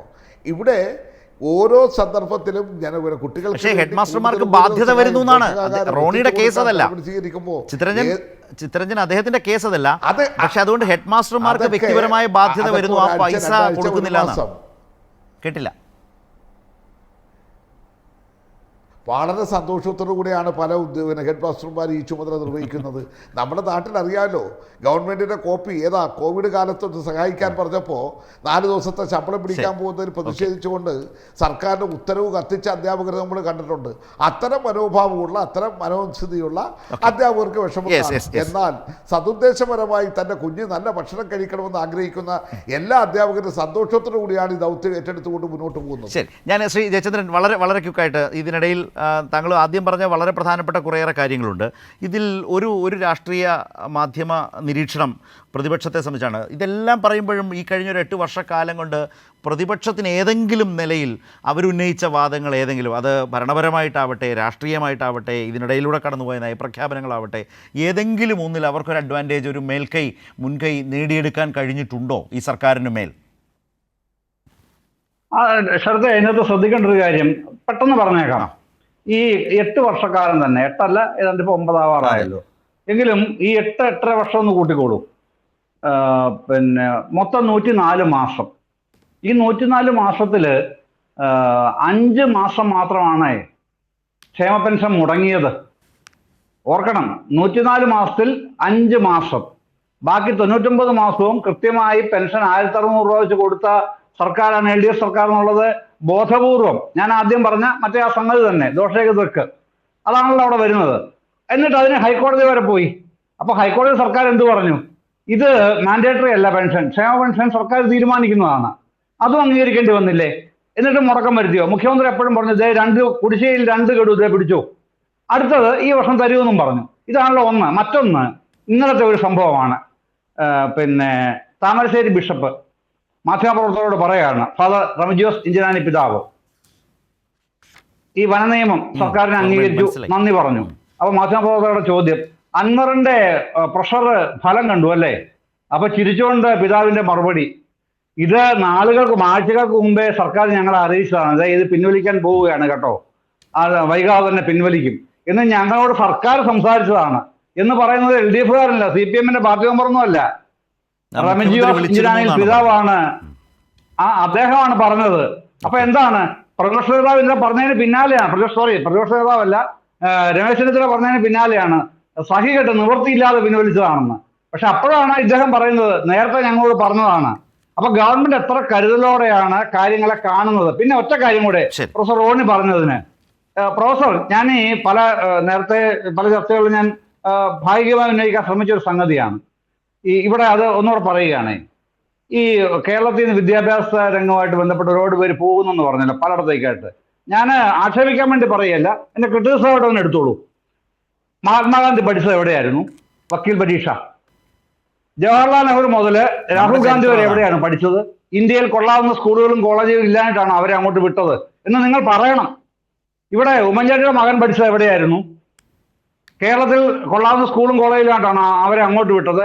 ആന്റണിയുടെ മകൻ പഠിച്ചത് എവിടെയായിരുന്നു? ഇതൊക്കെ നമ്മൾ പറയുമ്പോൾ എന്തെങ്കിലും ഒരു ഉത്തരവാദിത്വം വേണ്ട പറയുന്നതിന്. താങ്കളെ പോലുള്ളവർ, ബാക്കിയുള്ളവർ രാഷ്ട്രീയമായിട്ട് എടുക്കാം. മറ്റൊരു കാര്യം പ്രൊഫസർ, ഇന്ത്യ ഒഴികെ തൊട്ടടുത്ത അയൽ രാഷ്ട്രങ്ങളിൽ പോലും ഉണ്ട് പിന്നെ ഈ student evaluation of teaching set എന്ന് പറയും ചുരുക്കത്തിൽ. സ്റ്റുഡൻറ് ഇവാലുവേഷൻ ഓഫ് ടീച്ചിങ്, അധ്യാപകരെ വിദ്യാർത്ഥികൾ വിലയിരുത്തും, എന്നിട്ട് മാർക്ക് ഇടും. അതിൽ പരീക്ഷ ആ ഇവാലുവേഷനിൽ പാസ്സാകുന്ന ആ സ്കോർ കിട്ടുന്ന അധ്യാപകർ ആ സ്കോർ കിട്ടിയില്ലെങ്കിൽ അടുത്ത വർഷം ആ ക്ലാസ്സിൽ പഠിപ്പിക്കാൻ അവർ യോഗ്യരല്ല. അത് അവിടുത്തെ നിയമമാണ്, വിദ്യാഭ്യാസ നിയമം അവിടുത്തെ. എന്താണ് ഇതിൻ്റെ രാഷ്ട്രീയം കാണണ്ട, ഇറസ്പെക്റ്റീവ് ഓഫ് പൊളിറ്റിക്സ്. ഒരു രാഷ്ട്രീയ അധ്യാപക സംഘടനയുടെ രാഷ്ട്രീയം കാണണ്ട. ഇത് വേണ്ടതാണല്ലോ ഇന്ത്യയിൽ. എന്താണ് താങ്കൾ അടക്കമുള്ള അധ്യാപകർ അതിനുവേണ്ടി നിലകൊള്ളാത്തത് എന്തുകൊണ്ടാണ്? സ്റ്റുഡന്റ് ഇവാലുവേഷൻ ഓഫ് ടീച്ചിങ് ഇന്ത്യയിൽ വേണം, ഇല്ലെങ്കിൽ കേരളത്തിലെങ്കിലും വേണം എന്ന് താങ്കളടക്കമുള്ള എന്താണ് പറയാത്തത്? പറയില്ല. അതൊക്കെ നമ്മുടെ സൗകര്യം. ഞാൻ സാന്ദർഭ്യം, എനിക്ക് ഇതിനകത്തു നിന്ന് സമയം പിടിച്ചൊരു ഇടവേളയിലേക്ക് പോകണം. അത് കഴിഞ്ഞ് സമയത്ത് ഈ പരിപാടി അവസാനിപ്പിക്കണം. പക്ഷേ അപ്പോഴും ഒരു സന്തോഷം എന്താണെന്ന് വെച്ചാൽ ഈ നയപ്രഖ്യാപനത്തിൽ ഒരു നാടുമായി ബന്ധപ്പെട്ട പ്രശ്നം, യോജിപ്പും വിയോജിപ്പും വ്യത്യസ്ത അഭിപ്രായങ്ങളും ഒക്കെ ഉണ്ടാകും. ഇതെല്ലാം ഒരു ചർച്ചയിലേക്ക് വരുന്നു എന്നുള്ളതാണ് ഞാൻ പറഞ്ഞ എൻ്റെ സന്തോഷം എന്ന് പറഞ്ഞാൽ, അല്ലെങ്കിൽ ഞങ്ങളുടെ സന്തോഷം. കാരണം സമാധിയാണോ മഹാസമാധിയാണോ എന്നൊക്കെ സമയമെടുത്ത് വലിയ ചർച്ചകൾ മറ്റു പല ന്യൂസ് ഫ്ലോറുകളിൽ ഇപ്പോൾ നടന്നുകൊണ്ടിരിക്കുകയാണ്. അതിനിടയ്ക്കാണ് നാടിൻ്റെ നയപ്രഖ്യാപനവും അതിലെ വിഷയങ്ങളും അതിൻ്റെ ഉള്ളടക്കങ്ങളും ഒക്കെ സംസാരിച്ചുകൊണ്ടിരുന്നത്. എത്ര പ്രസക്തമായ കാര്യങ്ങൾ വന്നു എന്നൊരു സന്തോഷം കൊണ്ട് പറഞ്ഞു പോയതാണ്. ഈ നയപ്രഖ്യാപനത്തെ മുൻനിർത്തി സർക്കാരിനെ വിമർശിക്കുന്നതിനിടയിൽ ശ്രീ റോണി കെ ബേബി, ഇപ്പോൾ UDF ഭരിക്കുന്ന കോട്ടയം നഗരസഭ 211 കോടി കാണാനില്ല. വയനാട് ജില്ലയിലേക്ക് പോയാൽ നിങ്ങൾ ഭരിക്കുന്ന സഹകരണ സംഘങ്ങളുമായി ബന്ധപ്പെട്ട് നിയമന തട്ടിപ്പ്, വായ്പാ തട്ടിപ്പ്, അതിനിടയിൽ DCC ട്രഷറർക്കും മകനുമൊക്കെ മരിക്കേണ്ടി വരുന്നു. ആത്മഹത്യാക്കുറിപ്പിൽ IC ബാലകൃഷ്ണൻ MLA പ്രതി. കുറേ നാളായിട്ട് മണ്ഡലത്തിൽ പോലും കാണാതിരുന്ന അദ്ദേഹം ഇന്ന് ഏതായാലും നയപ്രഖ്യാപനത്തിന് നിയമസഭയിൽ എത്തി എന്നതൊക്കെ വലിയ വാർത്തയായി മാറുകയായിരുന്നു. ഒളിവിൽ നിന്നും സഭയിലേക്ക് എന്ന നിലയിലേക്കൊക്കെ വാർത്ത വരുന്നതും കണ്ടു.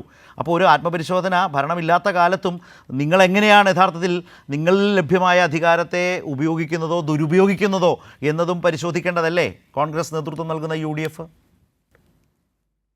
ബഹുമാനപ്പെട്ട ജയേന്ദ്രൻ മാഷ് പറഞ്ഞൊരു കാര്യമുണ്ട്. ഉമ്മൻചാണ്ടി സാറിന്റെ മോൻ എവിടെയാണ് പഠിച്ചത്, AK ആന്റണിയുടെ മോൻ എവിടെയാണ് പഠിച്ചത്. അപ്പോൾ എനിക്ക് തിരിച്ചൊരു കാര്യം മാത്രമേ പറയാനുള്ളൂ. ബഹുമാനപ്പെട്ട നമ്മുടെ പിണറായി വിജയൻ സാറിന്റെ മോളും എവിടെയാണ് പഠിച്ചത് എന്ന് കൂടി ഒന്ന് അന്വേഷിക്കുക.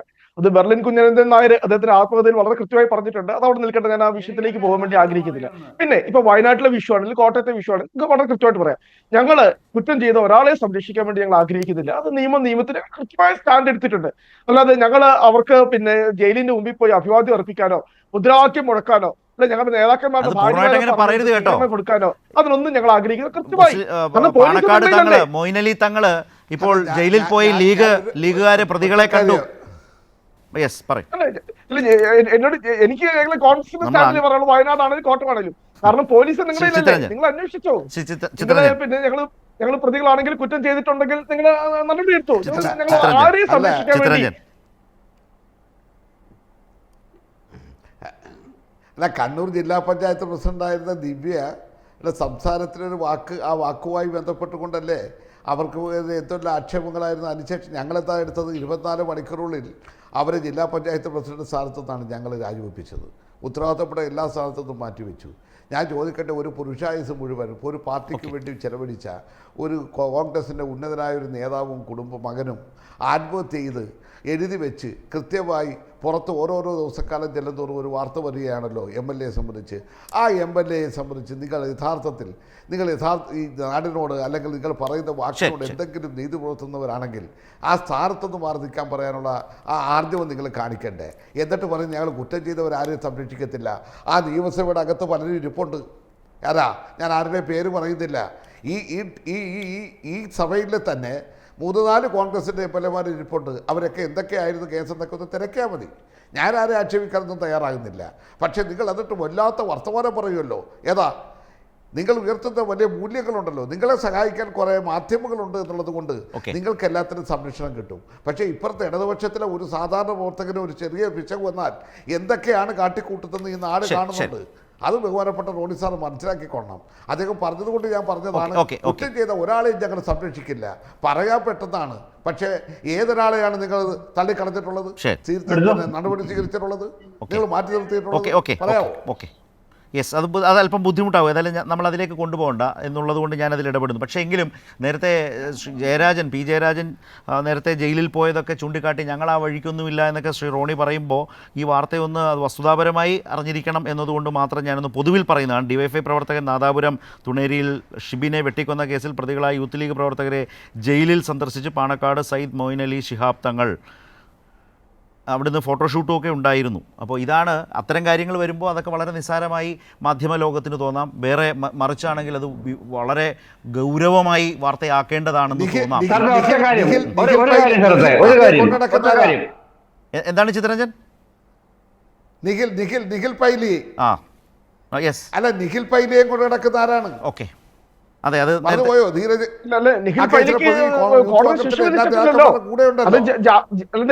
ഡ്രാഫ്റ്റ് ചെയ്തൊരു കേസ് ഉണ്ട്, ആ കേസിൽ ജഡ്ജ്മെന്റ് പറയട്ടെ. അതെ, ഇപ്പോൾ നിഖിൽ പൈലി ജാമ്യത്തിലാണ്. നിഖിൽ പൈലി ജാമ്യത്തിലാണ്. കേസിലെ പ്രതിയാണല്ലോ. നേതാക്കളെ സന്ദർശിക്കുന്നത് പ്രതിയാണല്ലോ. കോടതി ജഡ്ജ്മെന്റ് പറയട്ടെ. കാരണം പ്രതിയാകുന്നതും കൊലക്ക് ഒറ്റക്കുത്തിന് ഒരു ചെറുപ്പക്കാരൻ ഒരു വിദ്യാർത്ഥിയെ കൊന്നിട്ട് ആ വിദ്യാർത്ഥിയെ കൊന്നതിന് കോടതി ഒന്നും ശിക്ഷിച്ചിട്ടില്ലോ എന്ന് പറയുന്ന ന്യായമുണ്ടല്ലോ. ഞാൻ നമിച്ചു പിന്നെ സാറേ. ശ്രീ ജയചന്ദ്രൻ,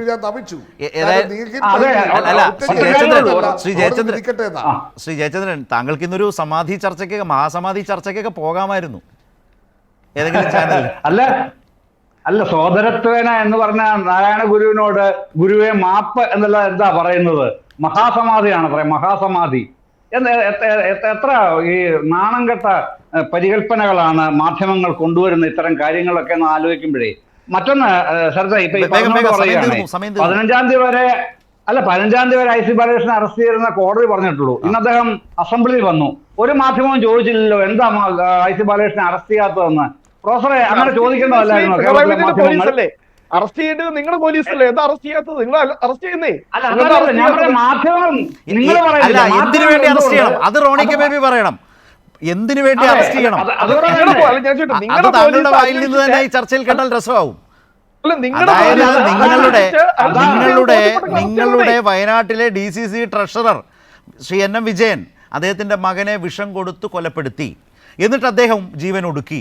ആ കേസിലാണ് കോൺഗ്രസിൻ്റെ MLA DCCയുടെ മുൻ പ്രസിഡന്റ് ആയിട്ടുള്ള IC ബാലകൃഷ്ണനെ പിണറായിയുടെ പോലീസിന് അറസ്റ്റ് ചെയ്തൂടെ എന്ന് കോൺഗ്രസ് വക്താവായിട്ടുള്ള ശ്രീ റോണി കെ ബേബി ചർച്ചയിൽ ചോദിക്കുന്നു.